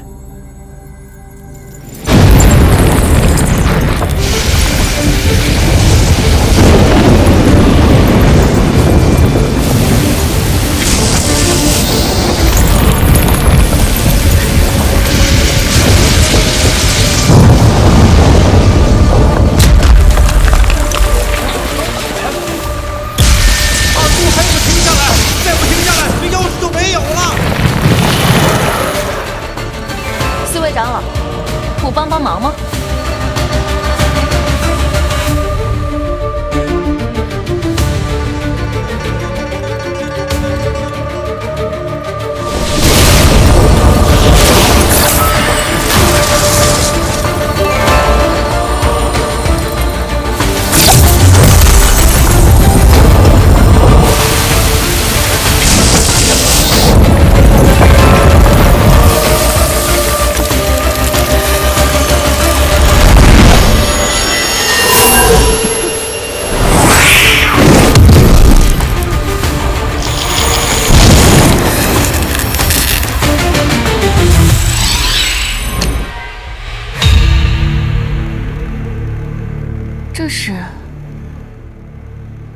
这不是怨气，是煞气。没错，这不是普通的不化骨，是他的遗魂。谁的？是他。18年前，血煞鬼婴。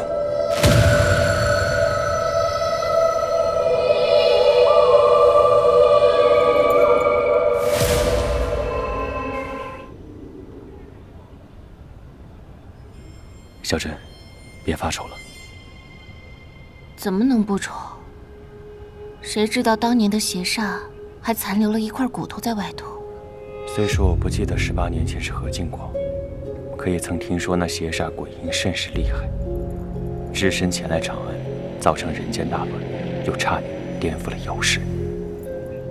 若不是前任猫公以命相搏，只怕妖师也。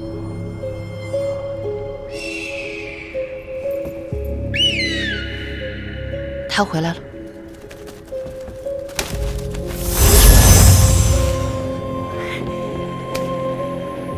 猫公大人，蛇公大人，小朱莹，好久不见，可是有雷击木的消息了？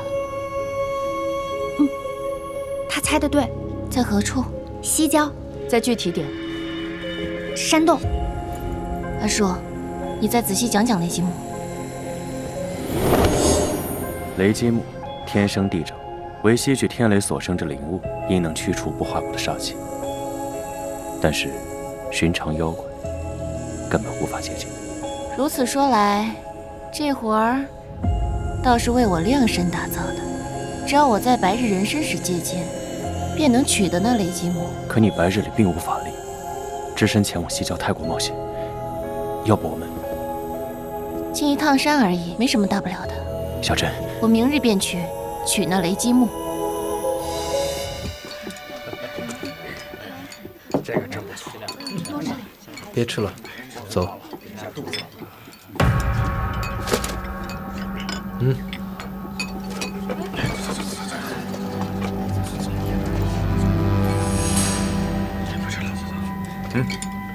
走了。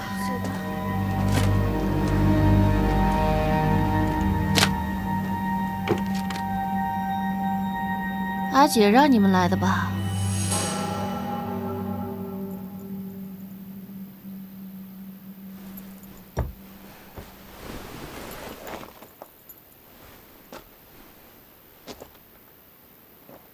淮安林渊，到，见过县主。又是明庄跟宫里告的状吧？我去城外玩1、2天也不是头回了。阿姐派你们过来干嘛呀？回县主，近日城外不太平，皇后娘娘知县主性子倔强，怕是不会改变行程，才特派属下2人前来保护，还望县主见谅，莫让属下难做。你俩让我难做了。县主说什么？我说，当着我坐齐了。当家的，你快醒醒啊！当家的，你醒醒啊！醒醒！官爷，你快救救我们吧！那何三身子还没好呢，今早又晕了2个，还是咱们村最强壮的。是啊，这位官人，上面到底是什么意思呀？我们这一村子的人全都是靠着砍柴打猎为生的，这下个个都不敢进山了。往后我们的日子可怎么过呀？没法过了。待我进山探个究竟，必会给大家一个答复。你别开玩笑了，你能就你这小身板，一个人进山？翻过来，不知道有多危险，蒙在鼓里呢。怕是都出不来。是啊，这官长不想保我。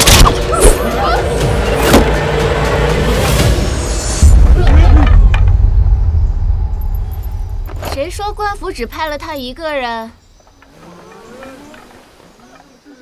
你是谁啊？五国公府清河县主武真，特来助梅主事破西郊悬案。清河县主好像是皇后的妹妹。那可是皇亲国戚呀！是，就算是派一个县主，又有何用啊？除了名头大，不还是一个小娘子吗？你看。小娘子又如何？论品级，县主是正2品，比许多郎君位高权重的多。论身手，长安中护军徐三郎，上府折冲都尉张将军，羽林中郎将顾郎君，还有今无畏的皇祖雷，都是什么人呢？都是我的手下败将。哎呀，这个听着吧，名头很大，那估计是很厉害吧？啊，应该是挺厉害的。对了，这里还有2位金无畏，是陛下和娘娘亲自派来的。一会儿他们会替你们镶起名衣，若不信，可细查腰牌。那要不过去瞅瞅。瞅啥？是真的吗？真的，真是金无畏，真是金无畏，是金无畏，是金无畏。谢谢陛下，谢谢皇后，我们3位只是来相助的，本事远远比不上你们身旁的梅主事。可这位郎君如此纤细柔弱，那又如何？我们空有武艺，可是不会断案啊。梅主事就不一样了，梅主事文官出身，博览群书，见多识广，才高8斗，学富5车。这次亲赴西郊，定能查清悬案。要是果真如此，那可真是太好了。听闻梅主事得知西郊又出悬案，不顾纤细薄弱的身子，也要加快脚程，只为早日见到商城。我等十分敬佩。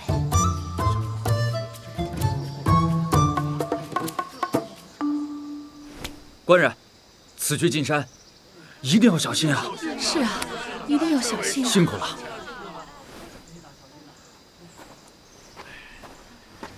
如果阿姐问起来，你就跟她说，梅家郎君身娇体弱，他独自进山，我不放心。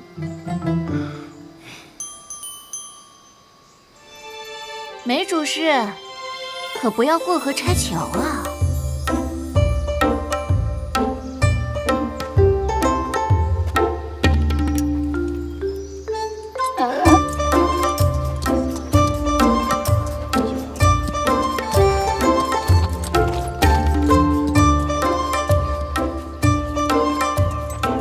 多谢梅主事甘为马前卒。是我应该谢谢五娘子方才替我解围，那你可要记得欠我个人情。所以五娘子究竟为何前往西郊？都说了，为了你的安危呀。小郎君身子娇弱，金山恐怕撑不过1个时辰便已倒地，而那个时候还活蹦乱跳的我，定要出手相救一把。还以为你会赶我走呢。的确是这么想来着，但成了你的情，一时半会儿找不到别的理由。幸亏我及时出手相助，堵住了你的嘴。方才你说那几位都是你的手下败将，可是真的？自然是真的，我与他们都打过架，没有一个打得过我。为何打架？他们得罪你了？没有啊，他们与我相亲，没有一个人的身手能让我瞧上眼。原来如此，但五娘子当初怎不曾在意我的身手？梅小郎君是以脸取胜，不用跟他们比这些。多谢。你就放心吧，这一路有我在，必定平顺。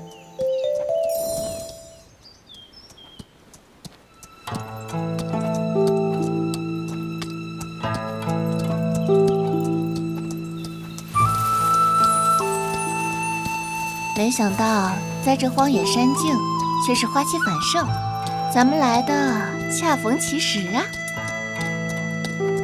哎，小郎君。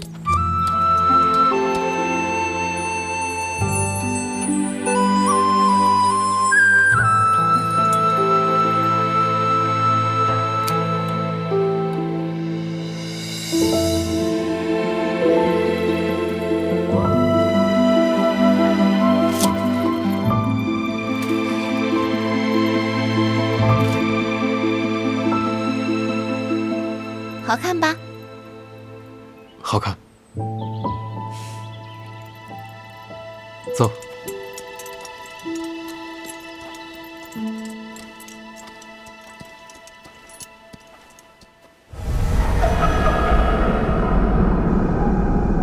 你可知道那是什么？喂，在衢州时，曾见过类似的瘴气。果然是不懂事的凡人。这瘴气以迷雾之形出现，引人成精，当时山婆娑。面对这种瘴气，大多数人并不在意，可一旦染上，便会病上一场。看来玄剑寺要找的便是这个。在衢州时曾听人说过，想要驱逐这种瘴气，需找到根源，清除干净即可。小郎君在衢州学的还挺多。五娘子，前方恐有凶险，你不是还有你吗？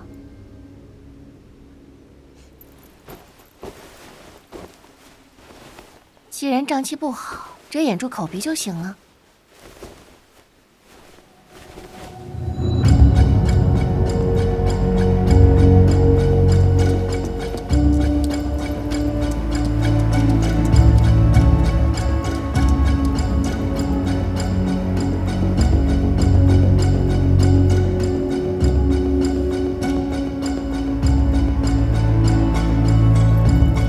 那边吧。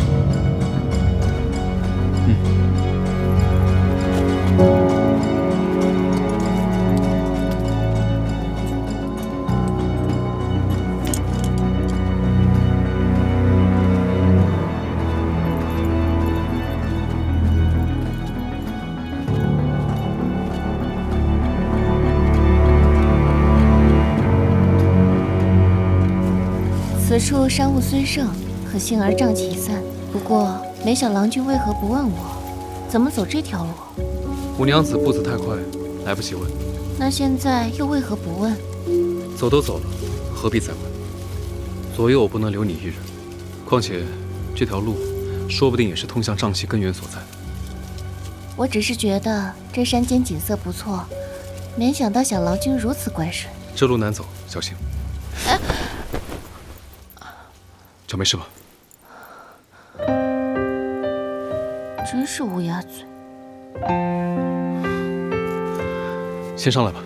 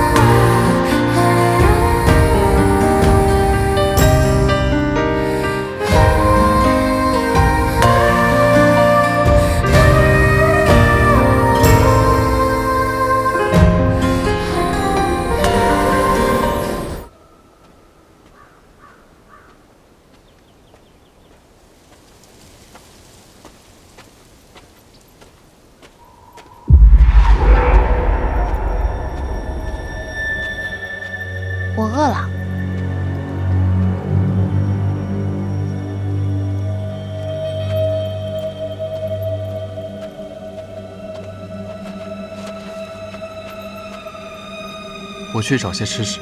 嗯。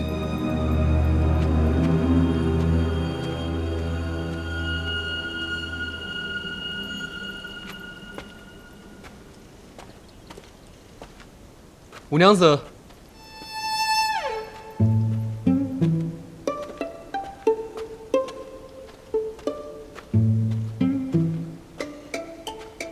雷郎君真厉害，这么快便找到吃食了。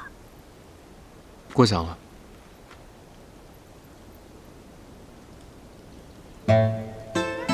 你不会想跟我说，一会儿我们要吃兔子吧？是啊，不然呢？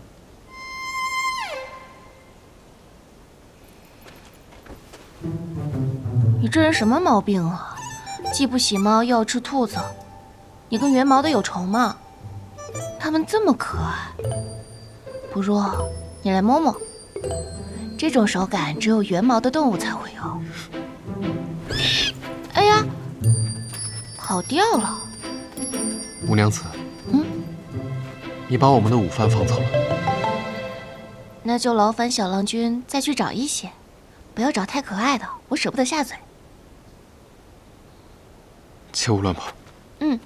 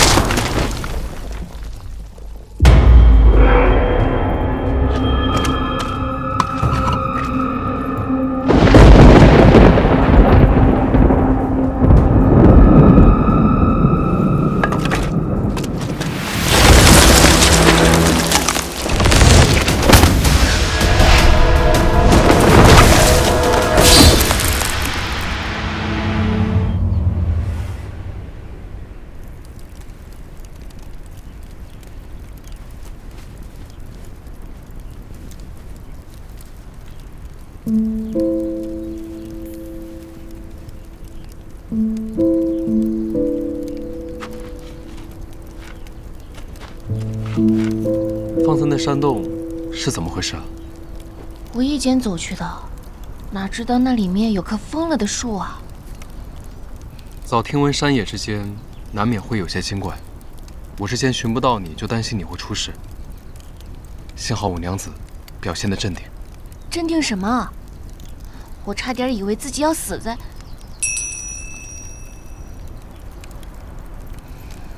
牡丹花下。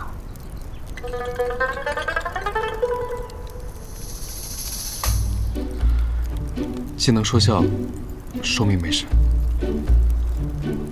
不过你从未说过你会武功。是五娘子从未问过我。那我之前说你柔弱之时，你也从未反驳。来，可以吃了。野鸡，别毛的。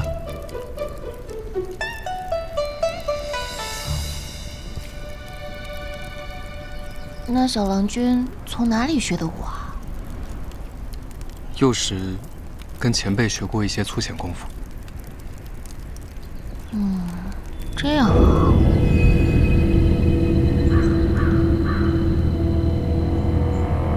五娘子，我去给你取些水来。这一回，你可千万不要再乱动。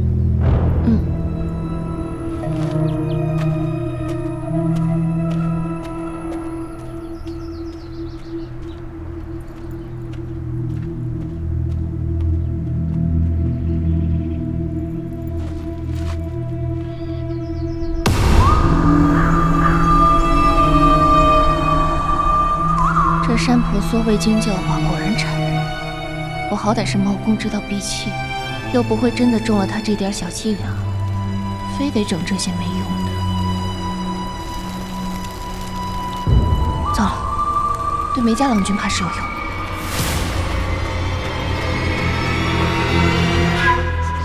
梅竹雨，梅竹雨，梅竹雨。人呢？小郎君，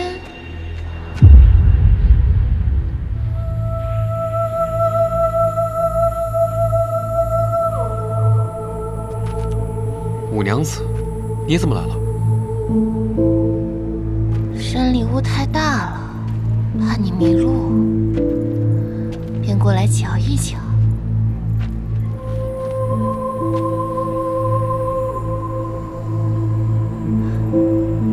刚才见那崖上有一朵花儿，开得十分漂亮，可惜我上不去。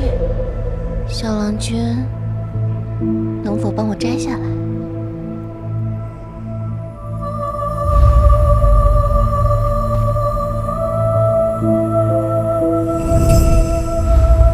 给你。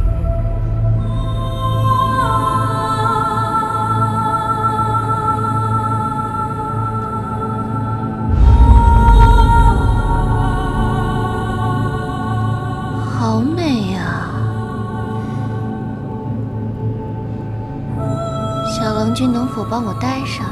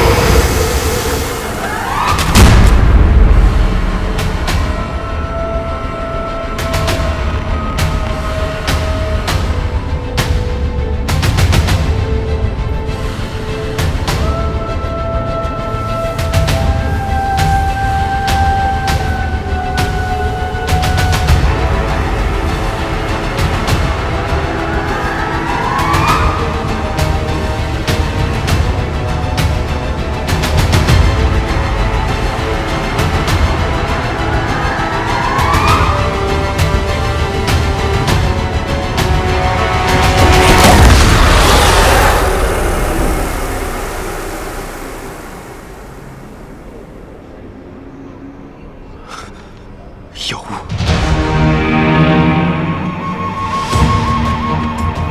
梅竹雨，梅竹雨，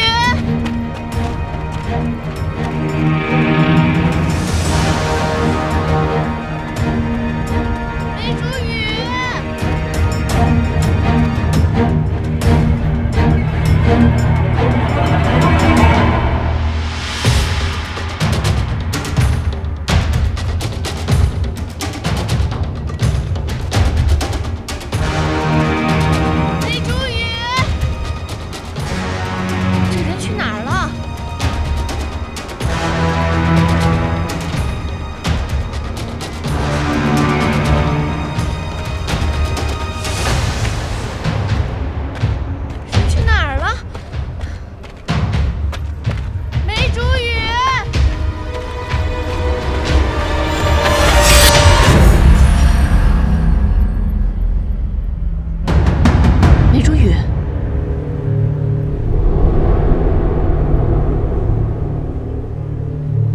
小郎君，你在这儿啊，可算找到你了。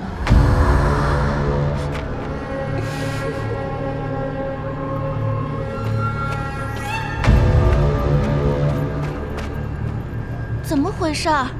他为何和我一模一样？他不对劲。你个妖怪，还倒打一耙！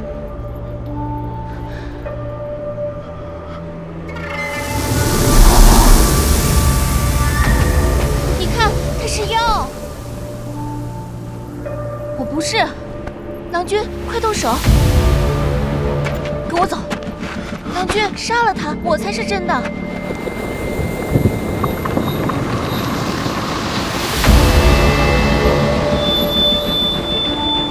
杀了他，郎君，快！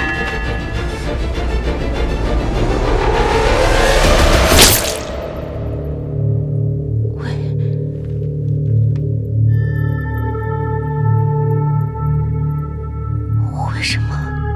因为你才是妖。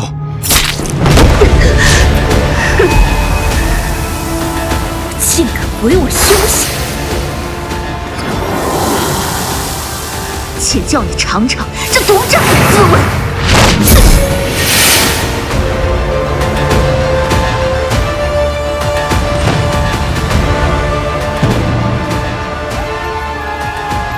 梅竹雨，梅竹雨，梅竹雨，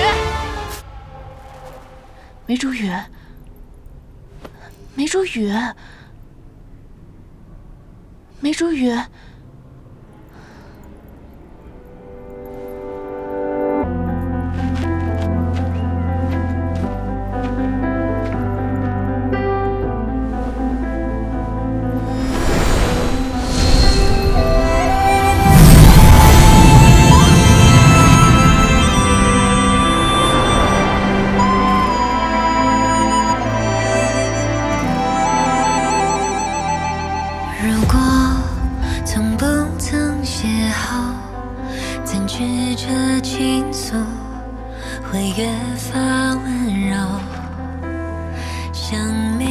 梅竹雨，凡人之身，吸了太多瘴气，看来只能。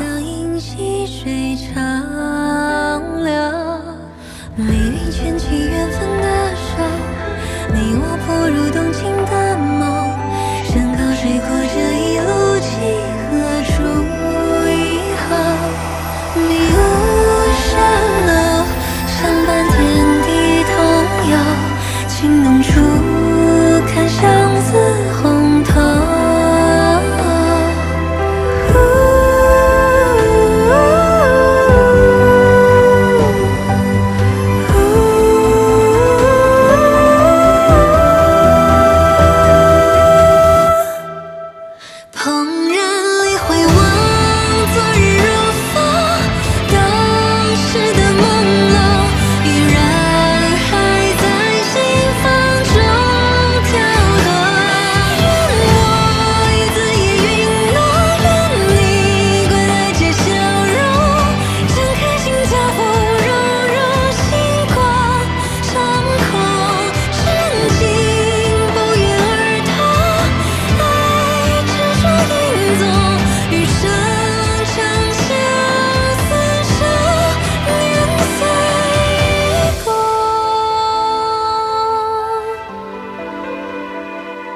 你这凡人小郎君还挺聪明的。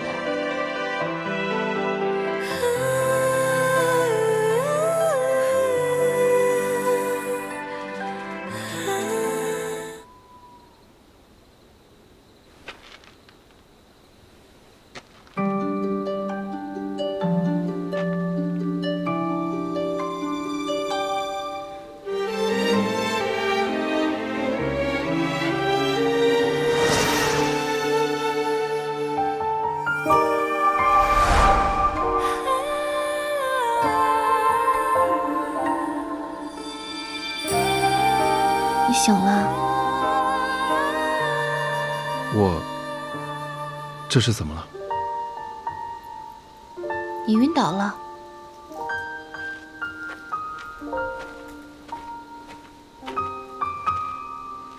我记得，我见到了2个你。这山中真的有精怪，瘴气化成了一个跟我一模一样的人。还好你厉害，分辨清楚了，打散了瘴气。那打3瘴气之后，还发生了什么？打3瘴气之后你就晕了，然后我便守着你，等你转醒。就这样。嗯。你怎么奇奇怪怪的？没有。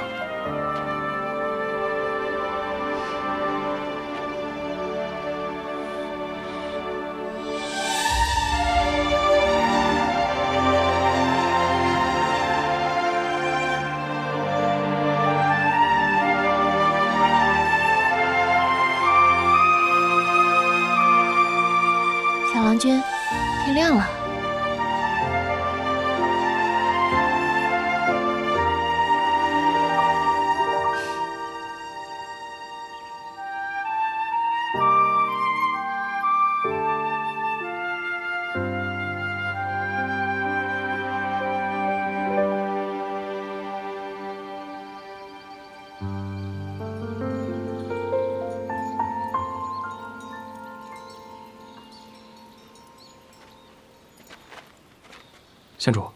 县主，您总算回来了，属下已经准备好了舒适的马车和随从，还请县主立刻回城。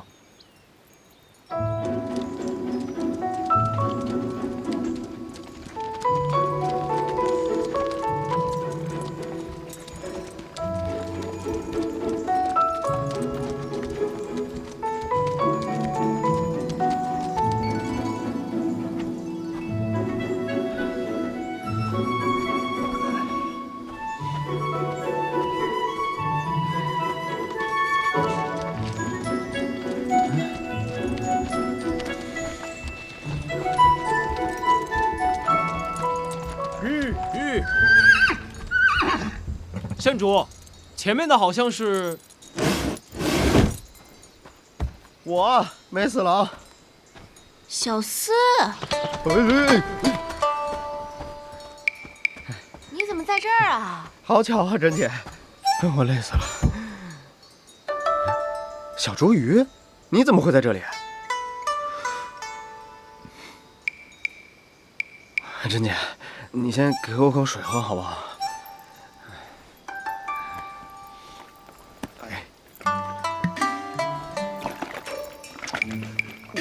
你慢点儿。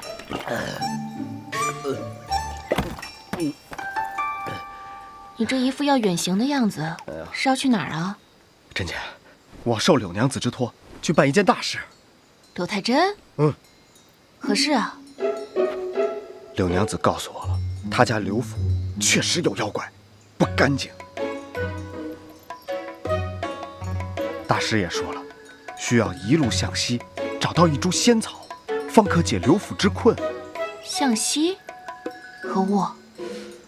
大师说，天机不可泄露，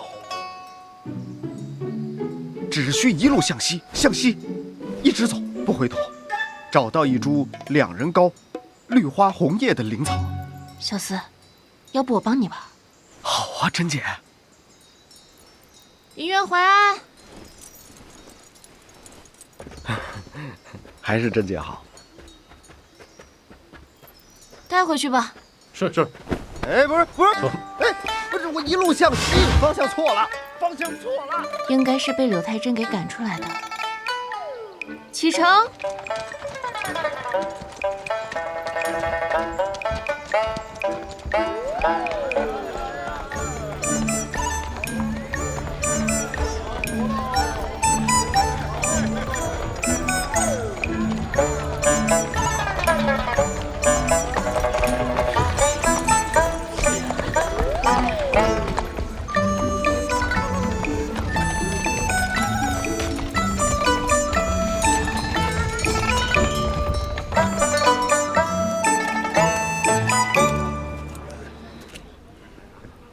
多谢五娘子相送。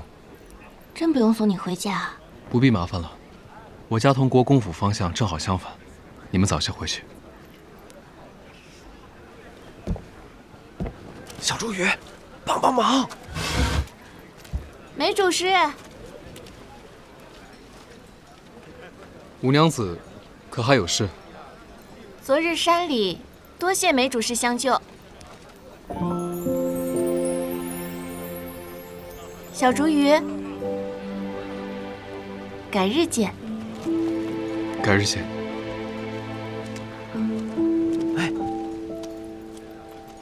喂，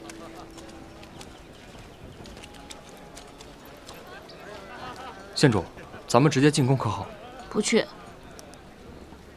我还有事情要办，将我送去如意楼，以回宫复命便好。告诉陛下和皇后娘娘，我有梅主事相护，平安无事，让他们放心。另外，这玄剑司只派了1个官员去查案，1日1夜未归，竟也无人担心。让陛下和皇后娘娘跟玄剑司好好学学，真是旷达心大。是。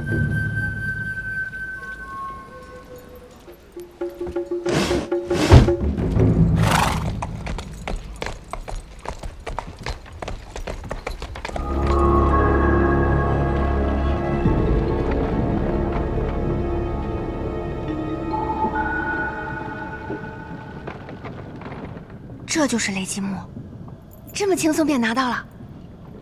不然我是老大呢？是还挺轻松的哈，如果没受伤的话。那辉门竟然趁此机会下手，老耗子活得也是不耐烦了。这老头上蹿下跳太久，是该收拾他了。阿叔，雷击木已取到，何时能破不化骨？雷击木虽有驱邪之力，但不化骨也不容小觑。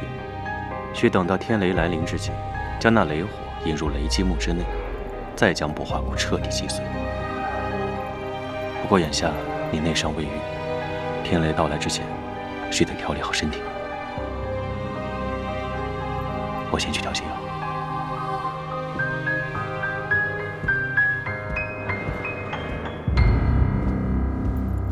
哎，老大，你又要去哪儿？昨夜我是想着梅家郎君的安危，所以不敢离开。眼下是担心尚未除尽的山婆娑，替我瞒着阿叔，别告诉他，不然他又要唠叨我。那，你小心点儿。放心吧。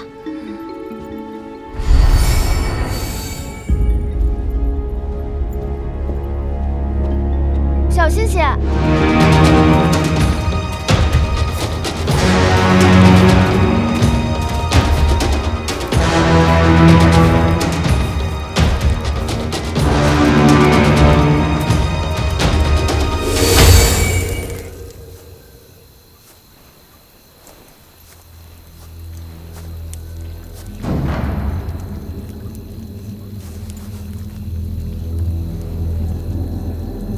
这山婆娑竟是死于如此厉害的术法，究竟是谁？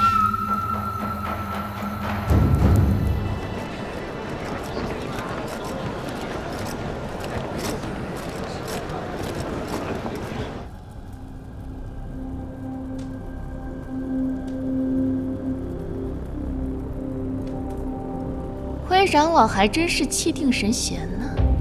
猫公唤老夫前来，不知有何贵干？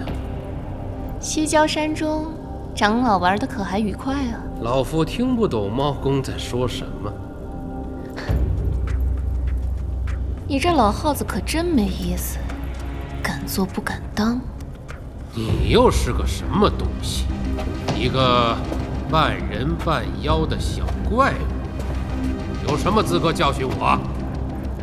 若18年前得了那力量的人是我，现在坐在这个位置上面的人便该是我。你好大的胆子，竟敢对猫公不敬！舒大人在说什么呢？你可不要信口开河、无凭无据的栽赃老夫啊！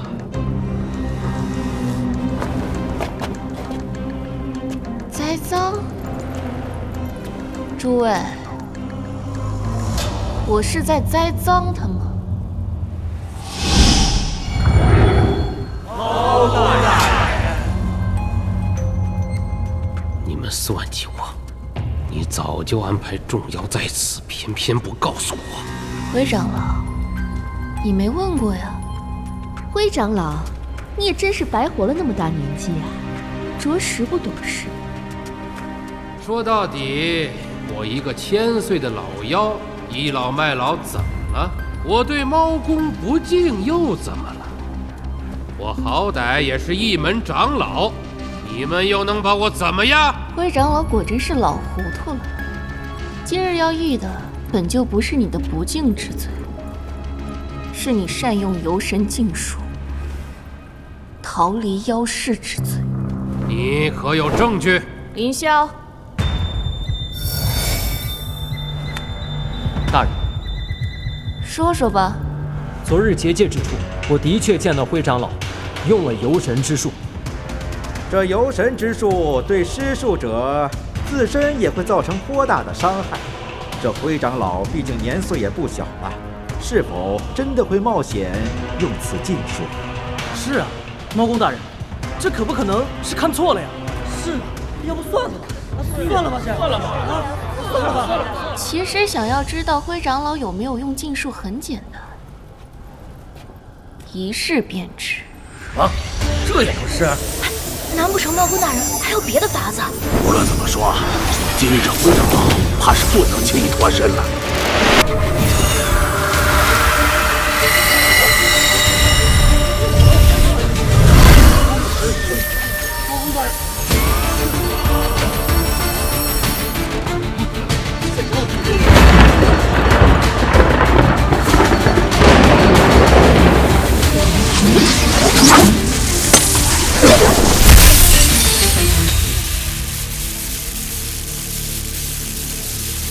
猫公怎么把流光鞭都取出来了？难道是要用流光鞭试探灰长老的神识？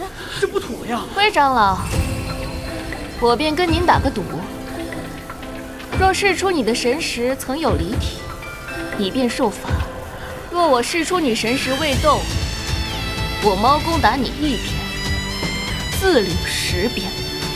猫公，难道你真的要为一个花妖所言鞭打老夫？这是你们的阴谋！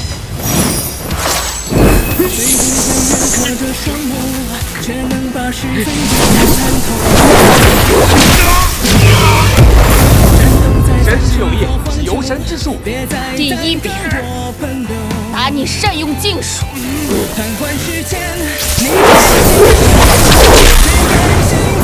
第2鞭，打你私离妖世；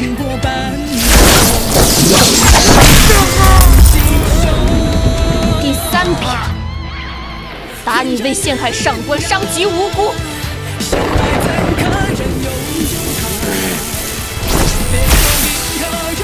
今日起，将灰长老关入妖狱，闭门思过。山若展开人间喧哗，只等我一声令下，敢问这造化，涅槃无暇。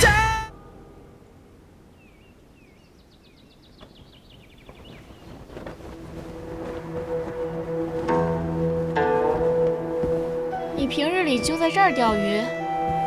算是吧。什么叫算是？钓鱼只为静心，心神不定之时，我偶尔会坐在这儿钓钓鱼，钓的是一种心境。那你欺负20出头的小郎君又是什么心境呢？甄姐，不能怪柳娘子。我欺负她又如何？她吵得我刘府不得安宁。柳娘子，打狗还要看主人呢。小四这个人一见到你脑子就不灵光，什么一路向西寻仙草的，这个话说出口你自己信吗？我可以信，你信个脑袋！不喜欢小四就算了，犯不上这么欺负他。动动腿脚有益于身体康健，算不得欺负。柳娘子，那你之前说那什么大师、什么仙草，都是骗我的喽？是。柳娘子，若是其他的事情，你整我也就罢了。可是这种事情你怎么能整我呢？一路向西，谁知道你真的会去？啊！万一我真的走远了，就没有人替你驱邪了。那怎么办呢？你不会给他下蛊了吧？没四郎，我府上真的没有药。哎呀，我都见到了柳娘子，只是你没有见到。说不定这蛇妖在那树上，池子里，说不定就在你身上。是吗？梅四郎既然这么担心，要不然下池子帮我找一找，看看有没有那蛇妖。为了柳娘子，我就下去看看。刘太真，别太过分，是他自己要帮我驱妖的，我又没逼他。你说什么他都会照做的，那是他的问题。哎，别吵了，不关你事。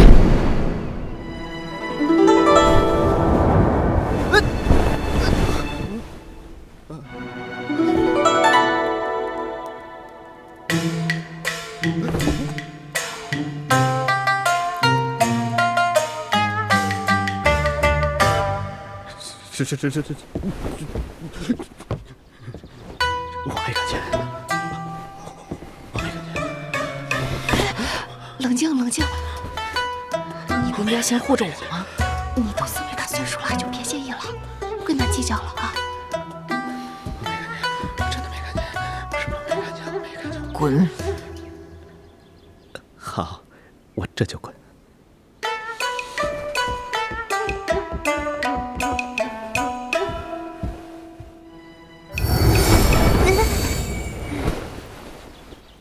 你们在干嘛？没干嘛，你干嘛？哦，老大，出事儿了！到底怎么回事？前日也按县主所说，请来了城西最好的大夫，不过情况怕是有些棘手。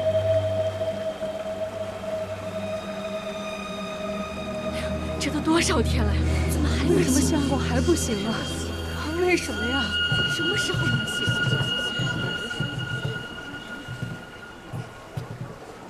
你怎么在这儿？哦，我本想一大早回巡剑司复命，但听闻伤者情况不大好。我也是刚刚才得知消息，特奉陛下之命来看看情况。哟，县主来了！哎，大家让一下，县主来了！县主，梅主事。县主，不必多礼。他们什么情况？小人刚才看他3人脉象，虽无性命之忧，却颇为微弱。小人怕是医术不精，草药真实两法并施之下，依然无法将他3人唤醒啊！大夫，那怎么办呀？你要救救我相公啊！老大，眼下3人体内仍有瘴气流动，若瘴气不除，恐怕醒了也得大病一场。未曾想到，长安医者竟对这瘴气毫无应对之法。大人呐！有阴贼呀！阴贼！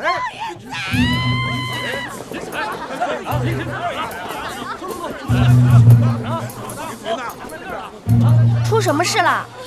有一个阴贼衣衫不整的，突然从窗子翻了进来，对我们图谋不轨。我的身子都被看光了，要还让我怎么嫁人啊？光天化日，这贼人胆子也太大了吧！这简直是无法无天了！大胆淫贼，如此猖狂！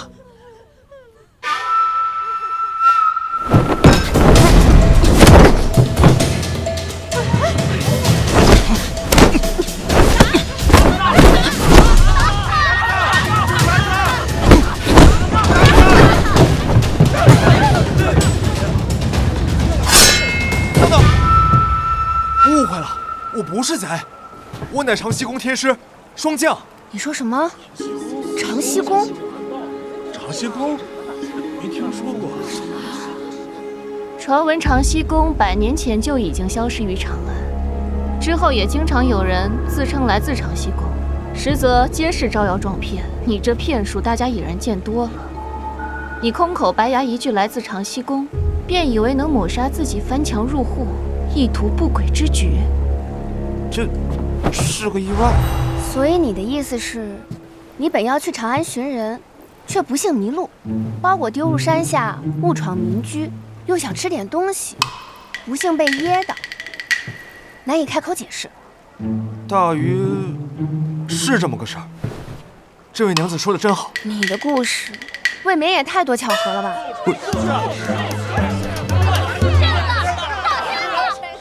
这大个子傻傻的，若真是长息宫之人，那长息宫得有多寒碜？道行深浅，一试便知。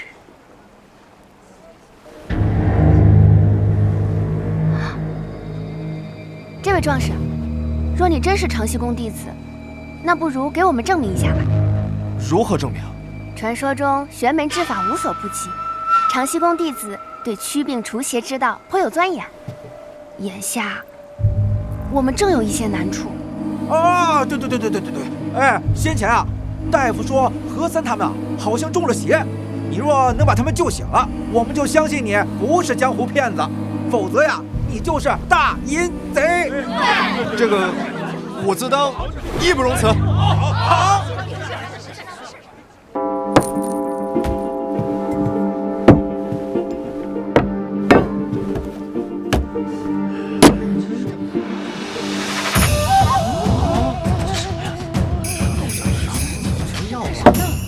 竟要用七法驱邪阵，大材小用。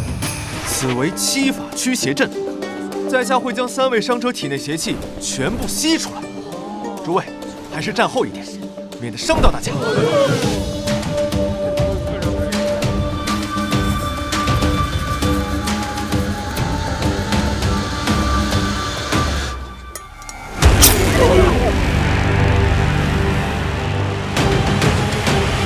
不过些许瘴气，至于这么大阵仗吗？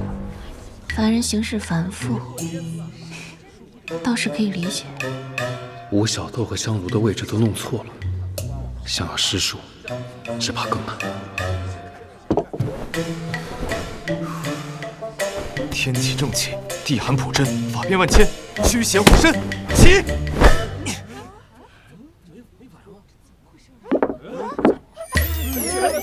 起来了！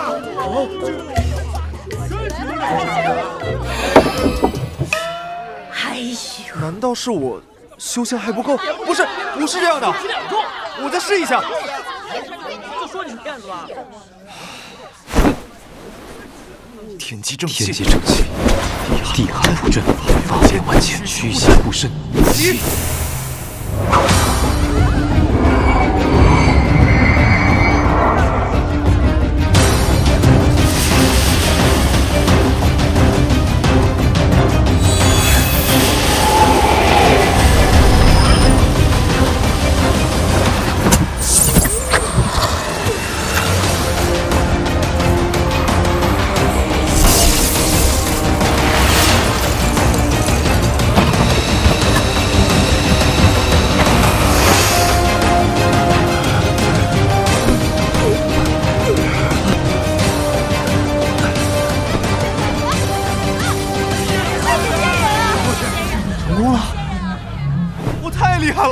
我竟然这么厉害！天师莫怪啊！太厉害了！多谢天师啊，多谢天师！没事，我应该做的。记得啊，以后把我双亲的名号告诉更多人。还真会天师之术，老大。若此人真与长息宫有关，怕是麻烦了。都是小事。梅小郎君呢？不知道，方才便没见着他了。霜降既已到了此处，我若露面，身份定然瞒不住，须得找个地方躲开他才是。多谢霜降天师出手，让我们见识了一番玄门之术，甚是开眼。你也让我挺开眼的，以往我只见过一个人能打败我，没想到你竟然能和我打个平手。这事要传出去也太丢人了。不行，咱俩必须再打过，分个胜负才行。你人高马大的，和女子下战书，不嫌丢人吗？女子怎么了？同是习武之人，分什么男女？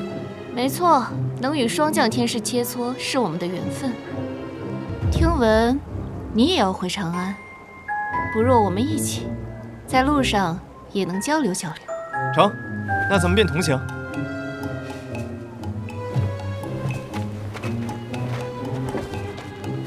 上车吧，天师。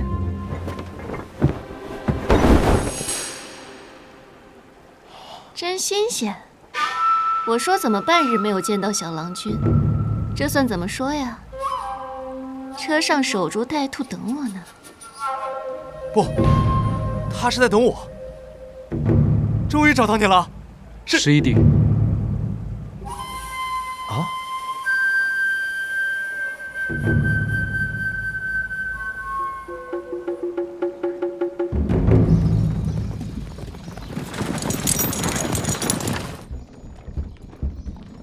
五娘子，其实不必相送。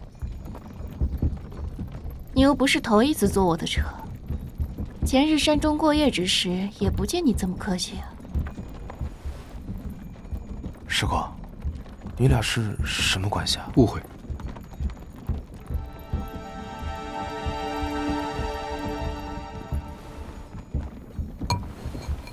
是吧，天师？没主事。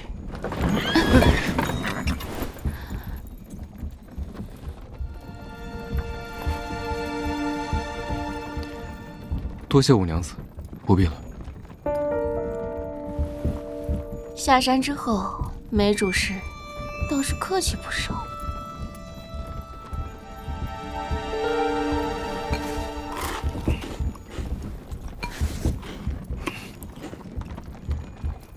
看来霜降天师去长安寻找的友人，就是梅小郎君了。不知二位是何时认识的呢？我与霜降乃是徐州同乡，霜降自小便喜欢玄门之术，因而修炼。我到了长安，曾给霜降接过信，想来他是找我相聚的。今日在此相见，实属机缘巧合。以前从没听说过梅小郎君有这么厉害的同乡，真是藏龙卧虎。确实，若不得暗毒库，我也并不知晓五娘子的父亲与霜降竟是同号。你们怎么称呼对方来着？十哥、11弟，你们那儿这么多人啊？是啊，我们衢州那边特别热闹。可是这做弟弟的，怎么看着岁数比哥哥大呀？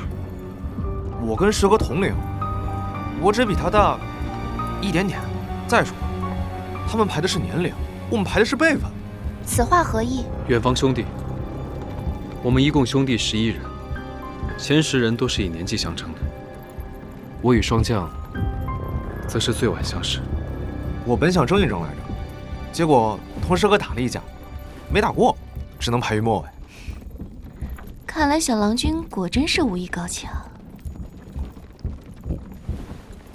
我也不是很差。这是这个，这是猎货品，我特意为我这把刀做的，7色狐狸纹，很相配吧？他这是？听到你的光辉战绩，把他给吓着了。原来小娘子听不得这些啊。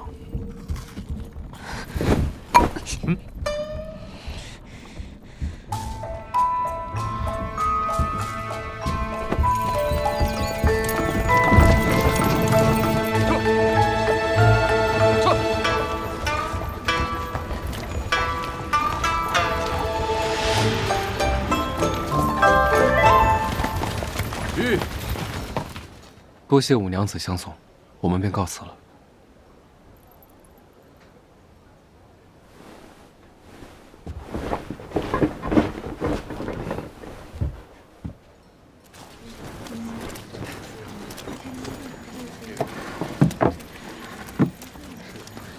老大，你今日说话怪怪的。是那小郎君奇怪。奇怪吗？这小郎君平日里都云淡风轻的，可今日看着有些心虚呀。这么一说，好像是有一些。他俩曾是旧识，若那霜降真与长溪宫有关系，这小郎君也脱不了干系。原来老大是怀疑梅郎君。宁可多疑，不可错信，盯好美宅。还有那位霜降天师。好，那我再多问一句，如若梅郎君真的跟长西宫脱不了干系，你会如何？如今辉长老入狱，其他3门8房都战战兢兢。我听闻近日有不少妖议论说，老大办事冲动欠妥。我知道该如何做。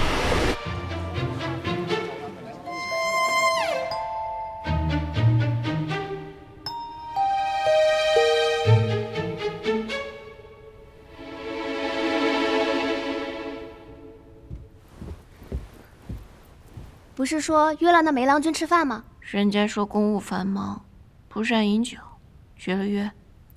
这全长安敢拒了五娘子的，他怕是第一人吧？当载入史册了。你说，这狐狸说话是不是越来越招人烦了？阿叔，怎么？你这是怎么了？这2日总是发呆。没什么，只是最近妖社公务繁杂，有些疲惫罢了。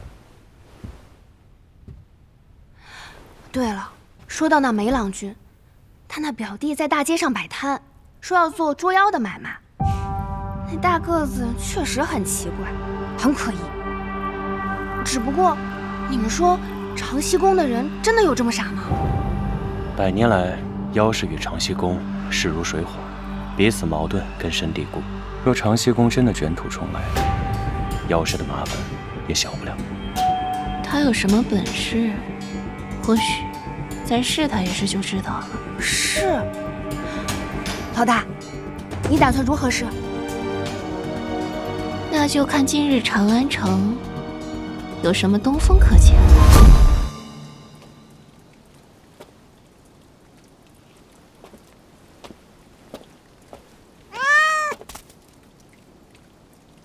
别怕，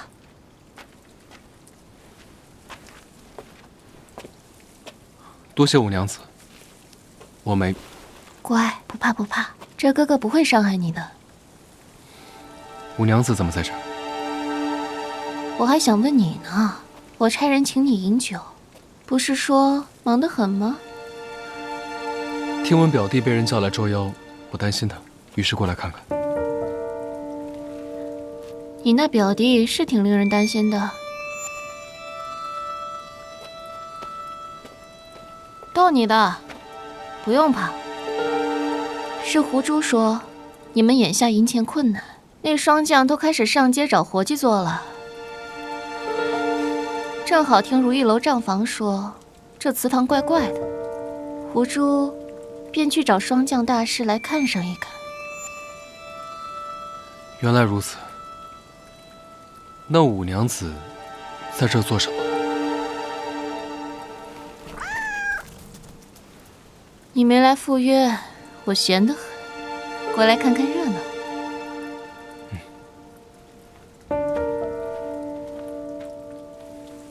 等等，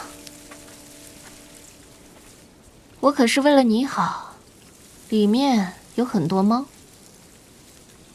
无妨，我还是去看看吧。小郎君在躲我。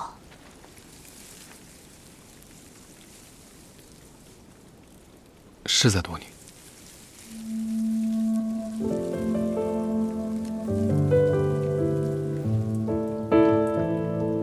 西郊之行本是小郎君的公务，我非要掺和进去，没有帮上忙不说，反倒给你添了麻烦。此举确实唐突了。若你觉得不适意，日后我可以离你远一些。与五娘子无关，是我自己的问题。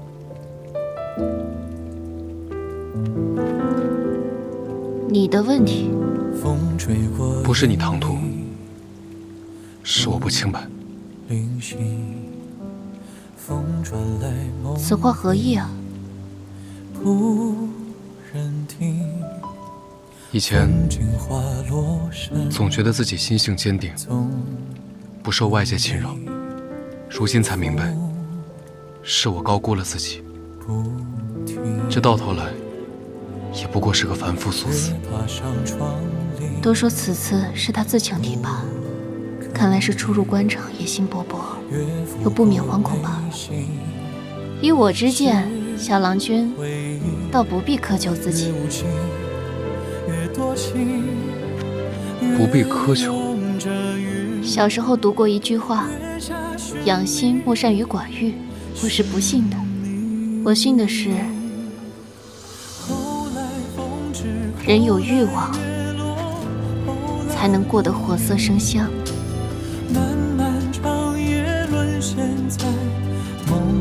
小郎君，想做什么便去做。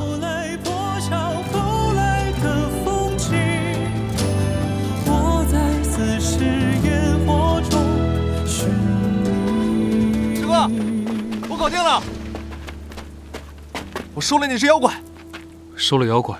是啊，我现在可厉害了，狐珠娘子都看到了，不信你问她。是，好生厉害。抱歉，我表弟行事过于鲁莽，未吓到二位便好。既然如此，我们便先告辞了。走。刚才好危险的，那只妖怪很小，但力气好大，拿起那么大一根房梁，要不是我身手矫健，我差点又受伤了。不过你也知道我很厉害的。这梅郎君看起来怎么有些别扭？年轻人初入官场，有些不适应罢了。今日全长安都在夸他，这还不适应啊？或许是郎君和娘子一样，每隔段时间就要忧思几日。不说他了，霜降如何？别提他了，简直浪费我时间，还长西宫呢，也就比国公爷抓蚊子强一些。我看啊，怕是和国公爷遇到同一波骗子。半吊子，不必放在心上，给他些银钱啊。把戏演完了，咱们也算放心了。至于那小仆妖，也不能放任不管。你别怕，那个大个子已经被我打跑了。你很喜欢小猫啊，阿叔。你们是什么妖？快放开我！我们是什么妖不重要，你是谁啊？又为何引这么多小猫来这祠堂？为什么要告诉你啊？放我下来！不告诉我也行。我呀，最喜欢吃不听话的小孩了。好，他若不听话，我们便把它分了。你吃肉，我吃骨头。不要！我说还不行吗？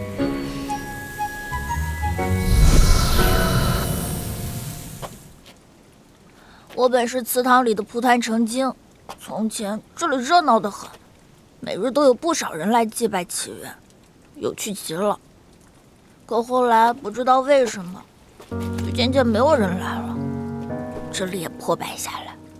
我觉得好生寂寞，才吸引周围的小猫来陪我。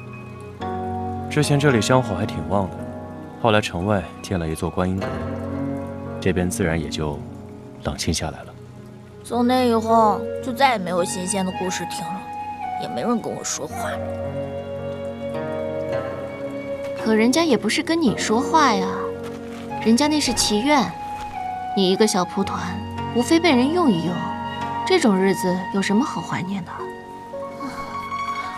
我也说不明白，虽然他们每次都压在我身上，还是有点痛的，可是我就是觉得那时的日子比现在有趣多了。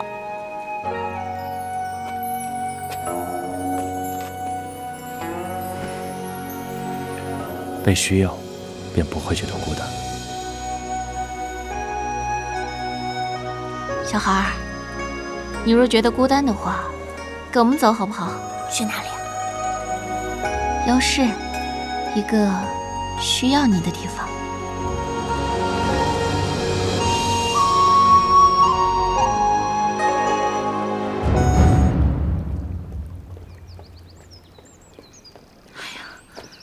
玫瑰妃，二娘子，你也听到消息了？什么消息？你不是去往安禄阁的？我刚陪陛下下完棋。玫瑰妃是怎么了？我那堂弟梅竹雨今日进宫，我听到消息说皇后娘娘已然赶往安禄阁，要与她见面。这阿姐又要闹什么？她这么凶巴巴的，小郎君怕是招架不住啊。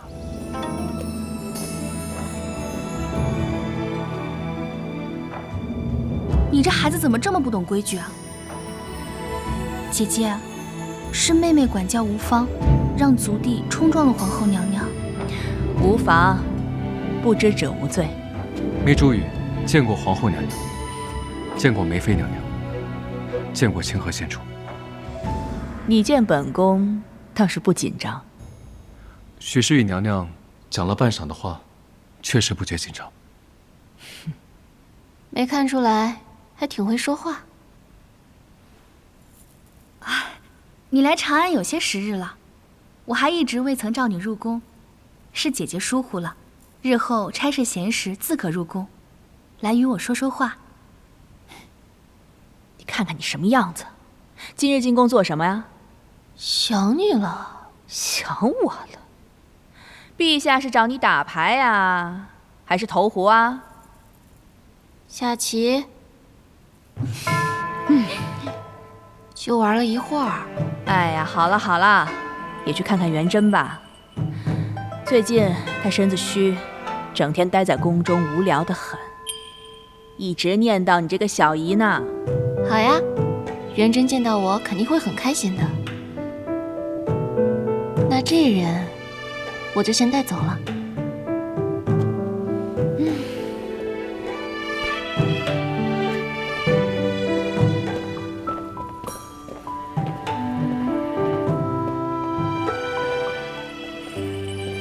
五娘子不是来找元贞公主的吗？不必送我了。不是我送你，是你送我。那，我到了。哎，小童，这话又这样了。怎么回事啊？别碰！怎么了？县主，你看这花。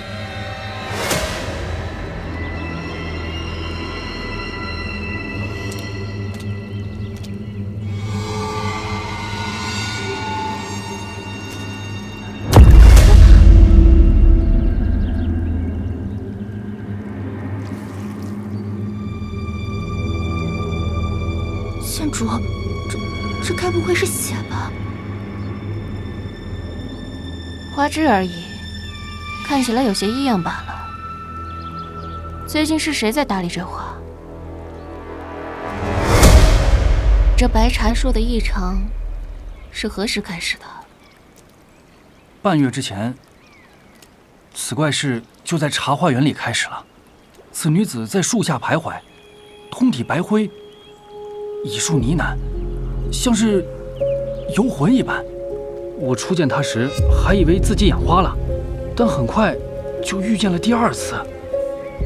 怪事也就是那时候发生的。怪事？回县主，这茶花树在宫中颐养许久，是元贞公主心头所爱。这平日里虽长得枝繁叶茂，但开花，今年却是第一次。我们当时也挺高兴的，公主也特意赏了小的们。不想没过多久，这茶树突然开始落叶、滴血，甚至每到夜里，园里还可以听到凄鸣呼叫声，像是鬼哭。又是游魂，又是鬼哭，胡说八道。小的们也觉得很是诧异，可是我们仔细检查几番之后，并未发现这问题出在何处。这白茶也不知是生了什么病，却是濒死之兆。既有异常，为何没有禀报皇后？啊，公主甚是喜欢这茶树，她担心皇后若是知晓此事，定会叫人将此树伐去，所以特别告诫我俩，不能将此事外传。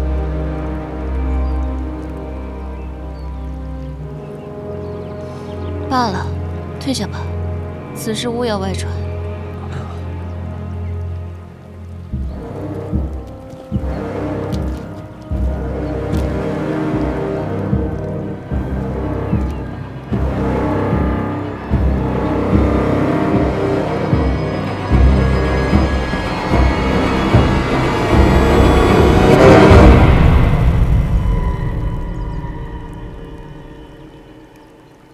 梅郎君近日不是忙得很吗？不回玄剑司啊？既是诡异之事，那便是我玄剑司的事，自该查清楚。五娘子，难道真的不怕有鬼吗？怕呀，鬼自然怕。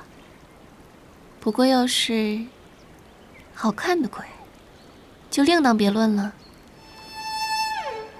我觉得我应该知道他是谁了。是谁？饿不饿啊？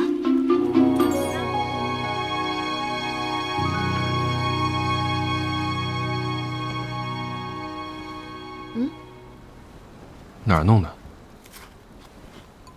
日膳房。偷的。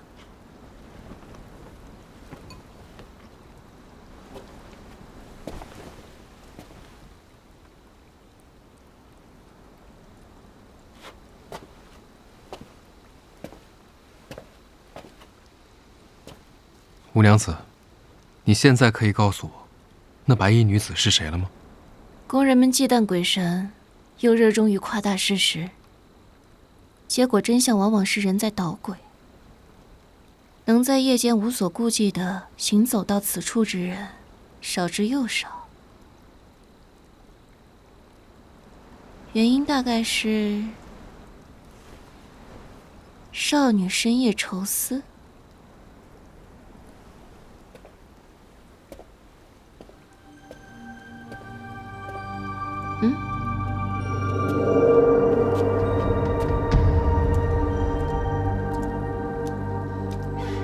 我来了，听说今晚母后要来寝宫看我，我先溜出来跟你说说话。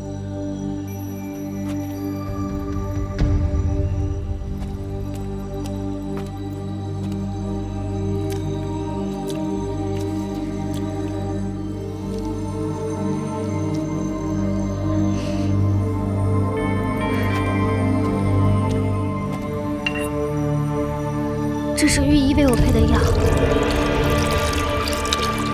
但我知道，真正生病的是你。可我该怎么救你？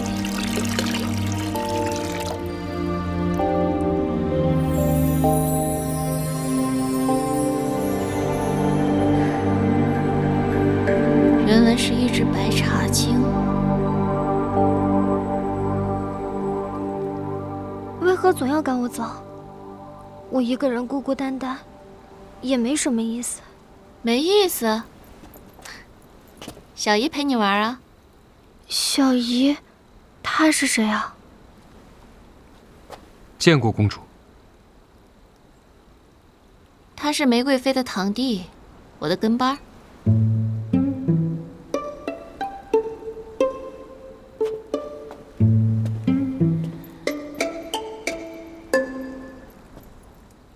关元贞，你在这儿干嘛呢？我心情不好，四处走走散心。心情不好，也是，是被这滴血的白茶花吓着了吧？小姨这就让人砍了他！不行不行，他是我朋友。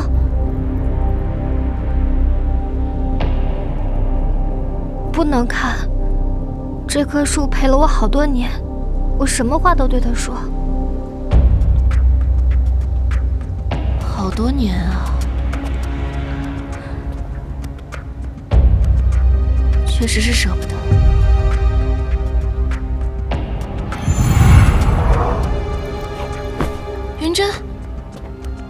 怎么了？他近日受了风寒，怕是身子虚，麻烦你先把他带回去，我去命人换太医。好。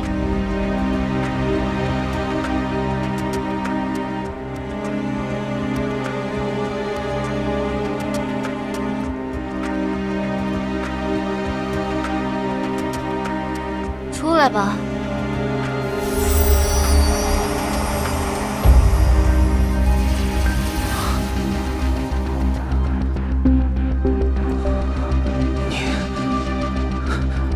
你是谁？妖氏猫公。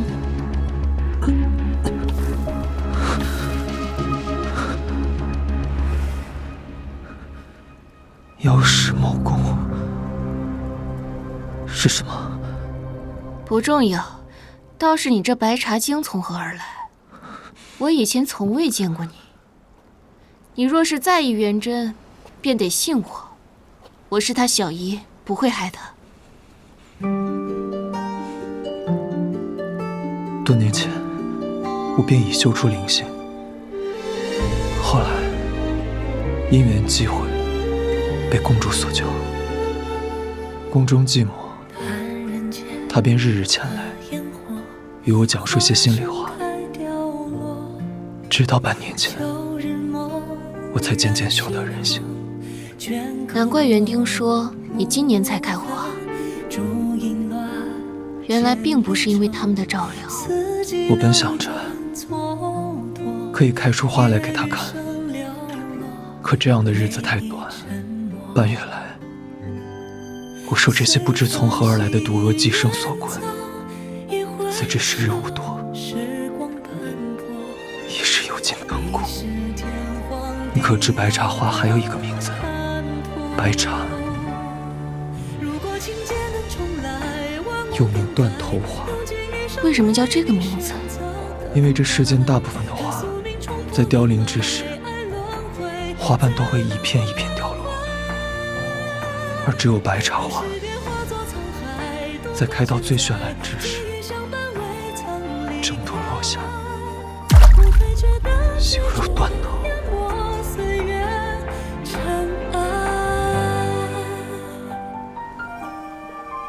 我不愿意让元真看到我这副模样，可是我拦不住的。你若就这么死了，他该多伤心。我不会让他伤心的。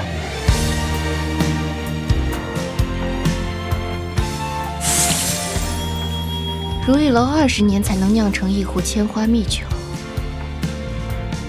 好不容易把它偷出来，就便宜这些虫子了。真行。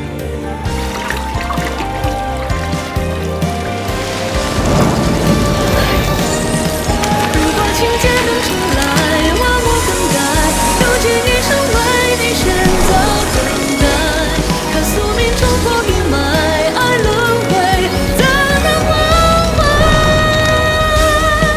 让时间化作沧海，度过千载，记忆相伴未曾离开，不退却的执着，淹没岁月尘埃。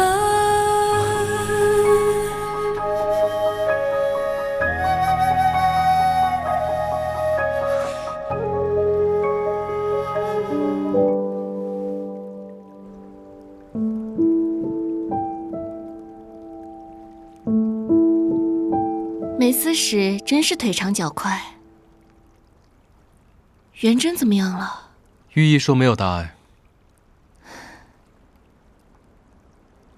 这时，你也觉得这场面新鲜？这些毒蛾怎会落到水里？或许是飞蛾扑水。飞蛾向来都是扑火，哪有扑水的道理？好甜的味道。其实是我方才不小心把这酒洒进去了。酒？之前去御膳房的时候，路过梁云蜀，顺手拿的。都怪我粗心，这酒是一口都没喝着。许多毒蛾嗜甜，所以经常会破坏花草树木。眼下这水里面的甜香味将它们引了过来，于是翅膀沾了水，便飞不起来，只好溺死在这水中。想来那些工人所说的白茶异状，就是因为这些毒蛾。五娘子倒是做了一件好事。小郎君真是博学多识。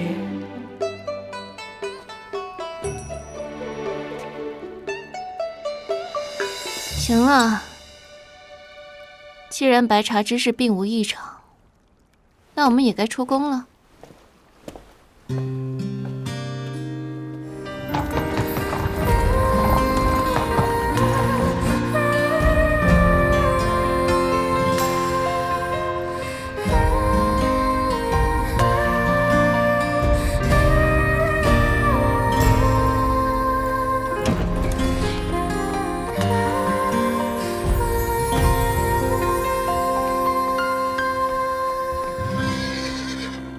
县主，到了。多谢相送。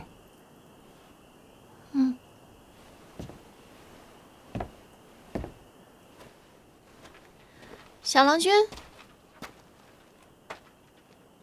你家以前的路不是这样子的吧？之前的路泥泞不平，于是便着人修了修。如此大动干戈，花了不少钱吧？刚生丝时便有如此大的决心，跟生热没关系，是……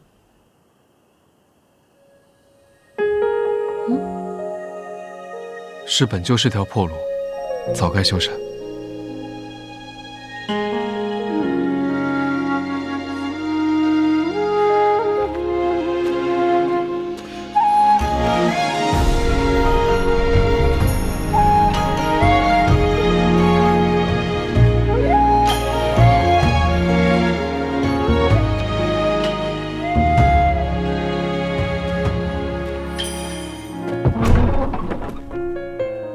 倒是从善如流。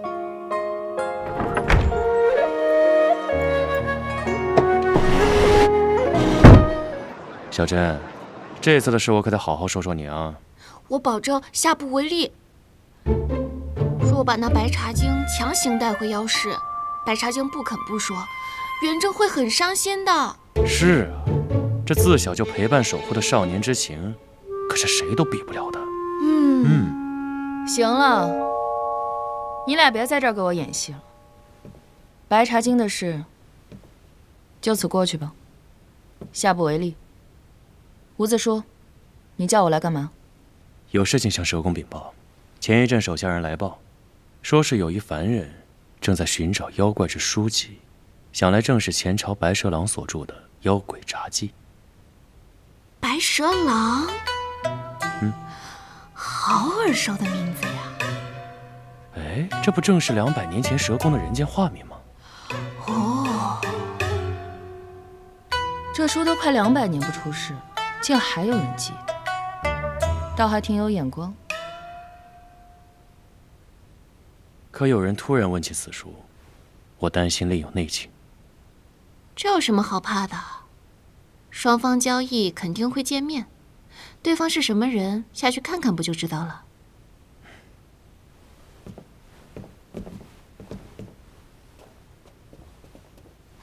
若是天师之类的人想要找事，正好了结了他。那若是凡人只为求书呢？那我就给他签个名。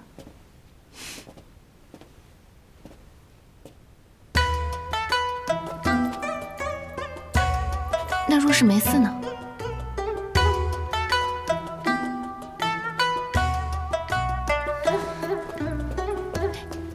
跑真快！没事了。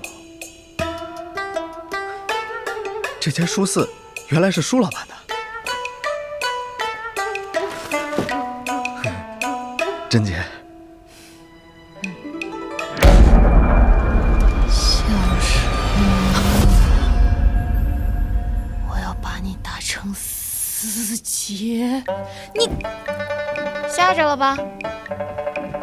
你这么欺负小四，不觉得过分吗？我心里有数，是谁忽悠梅四郎来纠缠的我心里更有数。哦，属下不才，是我做的。你给我靠边去！给我出来！小猫，你给我出来！我出来什么？我又没躲。你这还不叫躲？你会遭报应的！石公，算了吧，石公。报应来了。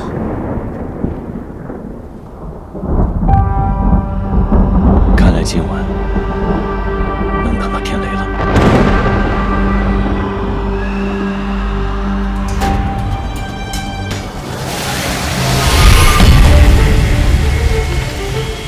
老大，护法阵已备好。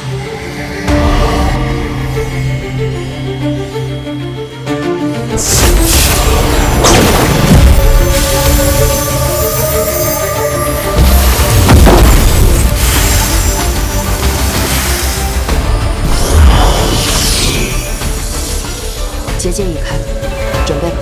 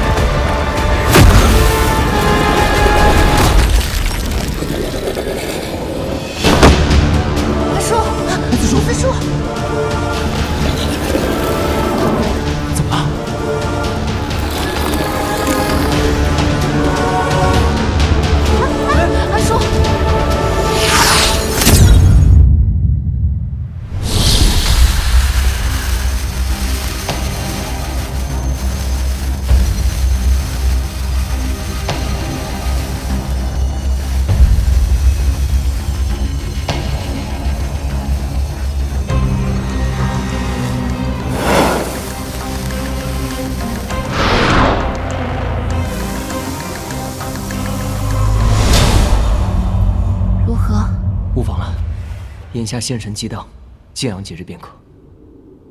今日场面是大了一些，可阿叔一向沉稳，怎么会被震慑心魄？咱们舒大人好歹是本书，许是惧怕雷电将他点着了也说不定。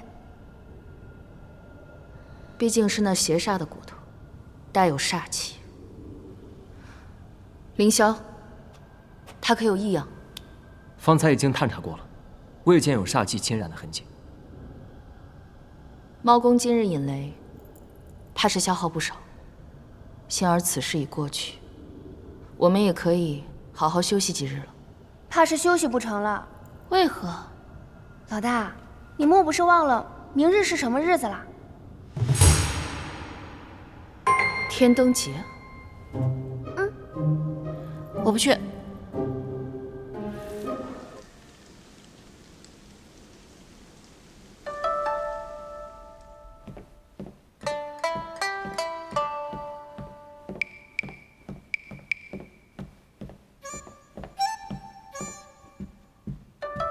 二娘子，二娘子，今日是天灯节，可赖不得床，该起来梳洗了。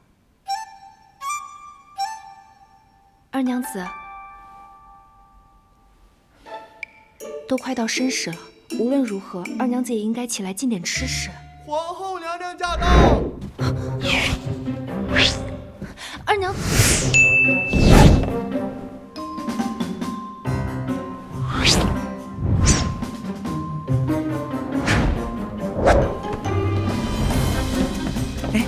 县主啊。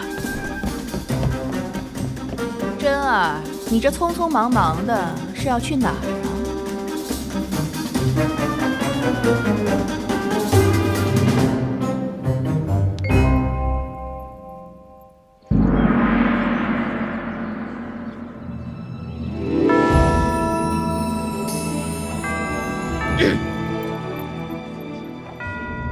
你身为五国公的次女，本宫唯一的妹妹，理应以身作则，举止高贵，落落大方。你看看你现在这样，这未免也太大方了。姐姐莫要生气，二娘子来了便好。这天灯节1年1度，颇是难得，自该是来许个愿才是啊。放灯许愿，不恰如水中捞月吗？不切实际，不切实际。唉，你幼时病重，3月不行，不是遇到这天灯节，我向老天许愿，希望你大病痊愈，哪有你现在上蹿下跳的日子？阿姐说的是。不知二娘子可有什么心愿？天下太平。天下太平，只求你别搞得天下大乱就好了。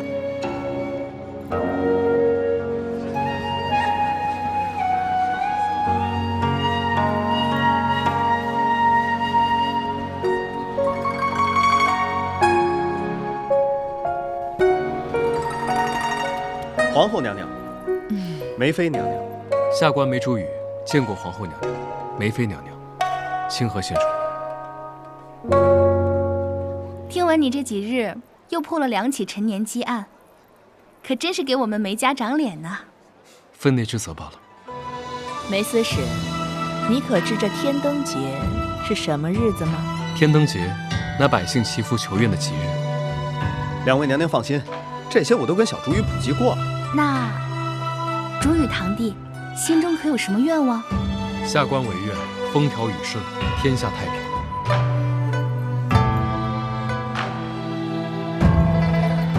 天下太平。梅司使心系天下，实乃君子之风。阿姐，你这厚此薄彼的别太明显吧。这神明之说，便是平日里不拜，到了关键时刻也还是该敬畏的。尤其你们现在正是寻亲的好年纪，更应该诚心的拜一拜呀，让天灯将愿望带到天上去。老天爷得见，定会给你们安排一位好娘子、好郎君。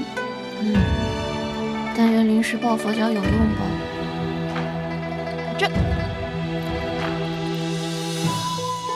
我是说，我会诚心诚意的。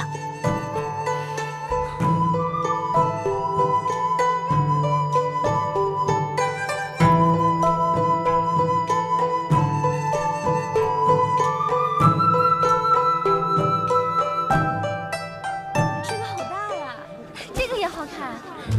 这个是布的，这个是纸的。放个天灯而已，未免也太拼了。选个漂亮的天灯。以为上天会因为天灯的美丑而得见，不过是少年人玩闹的心性罢了。不过猫公才20多岁，也该问问自己为何没有这般的心切。都说了是少年心切，你这几百年的蛇妖，凑什么热闹啊？你以为我愿意啊？好歹我如今也是尚书家的闺秀。总得装一装。小四，甄姐，哎，你家柳娘子的，习惯就好。甄姐，好歹柳娘子放个灯，心里头想的也是我。你不放灯吗？我又不是小孩儿，还信这个？信一信又不会怎么样。哎，黄奕这个大块头，他都放了2盏。他说他想成家了。君子动口不动手。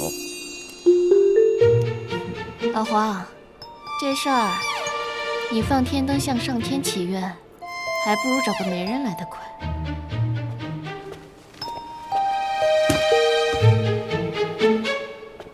长安人不都说天灯节放灯最为灵验？五娘子可要许愿？好啊。珍姐，他一句话你就答应了？我可是年年劝你放灯，你都当耳旁风的。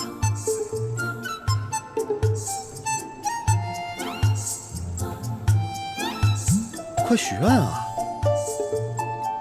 这灯既然是小郎君帮我取来的，就愿小郎君长命百岁，愿五娘子身体康健，愿你随心如意，愿你无灾无难，愿你前程似锦，愿你大道光明，愿你……哎，等等，你们俩作诗呢，能不能许一个正经愿望？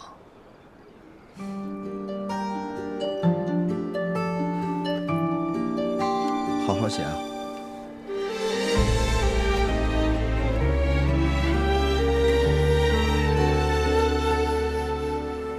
叹人间的烟火，花盛开凋落，秋日蓦然心头，镌刻过往无痕。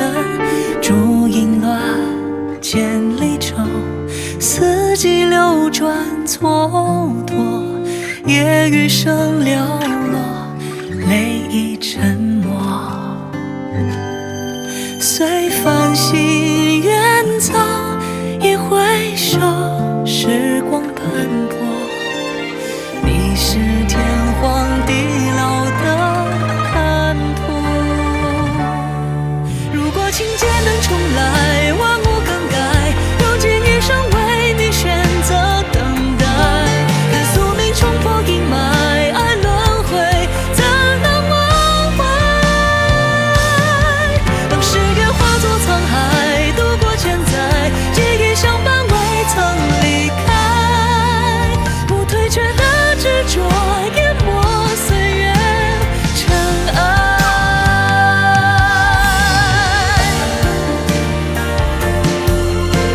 愿妖世太平安宁，愿人间海晏和情。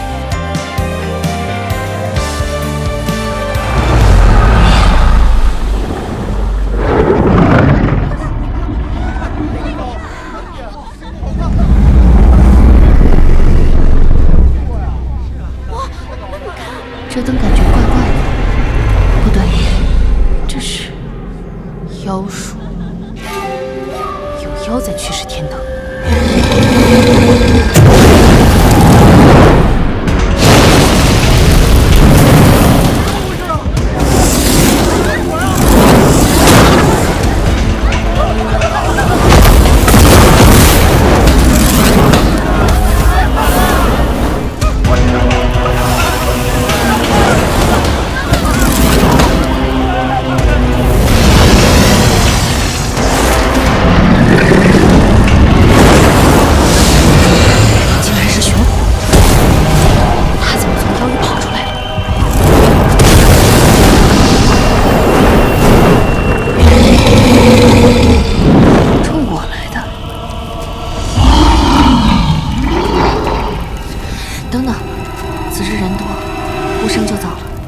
我来处理天灯。好，这灯中跨了妖灵，想来玄蛇就在附近，我去寻他。一切小心。好。王爷，五儿，你怎么？安排金无畏带众人下去，莫要躲在楼中。另外，通知金辽司，快去。是，走。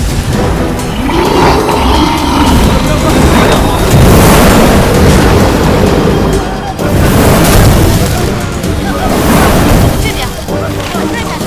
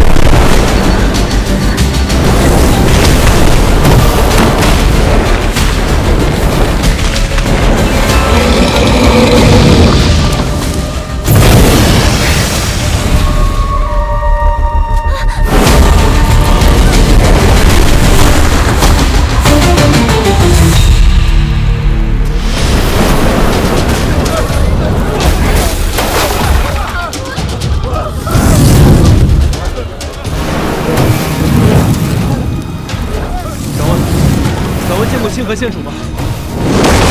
敢问见到清河县主了吗？县主武艺高强，也没手段，应该早就下来了。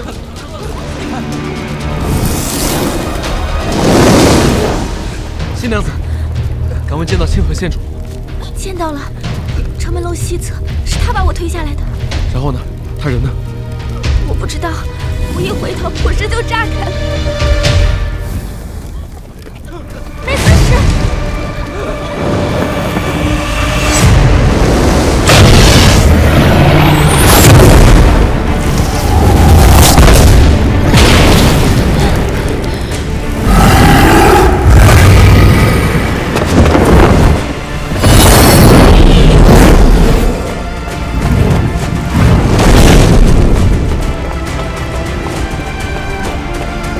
干什么去？五娘子可能还在上面。我和武二相识多年，她不是普通的小娘子，以她的身手，被困的可能性微乎其微。而且火势马上就到，你上去有什么用？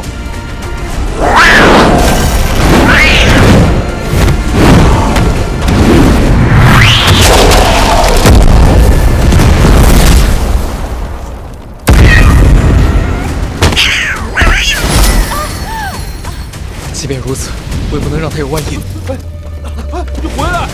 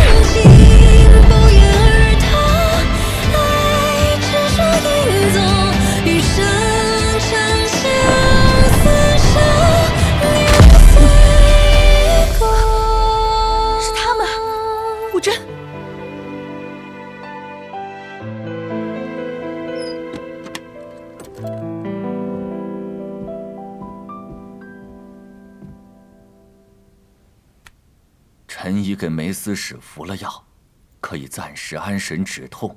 不过他的伤势还得静养一段日子，毕竟那城墙本就高，又是抱着县主摔下，腿伤才会如此之重，日后怕是会留下病根。明庄，我记得爹爹收藏了许多名贵草药，你带御医去找一找，看看有什么能用上的。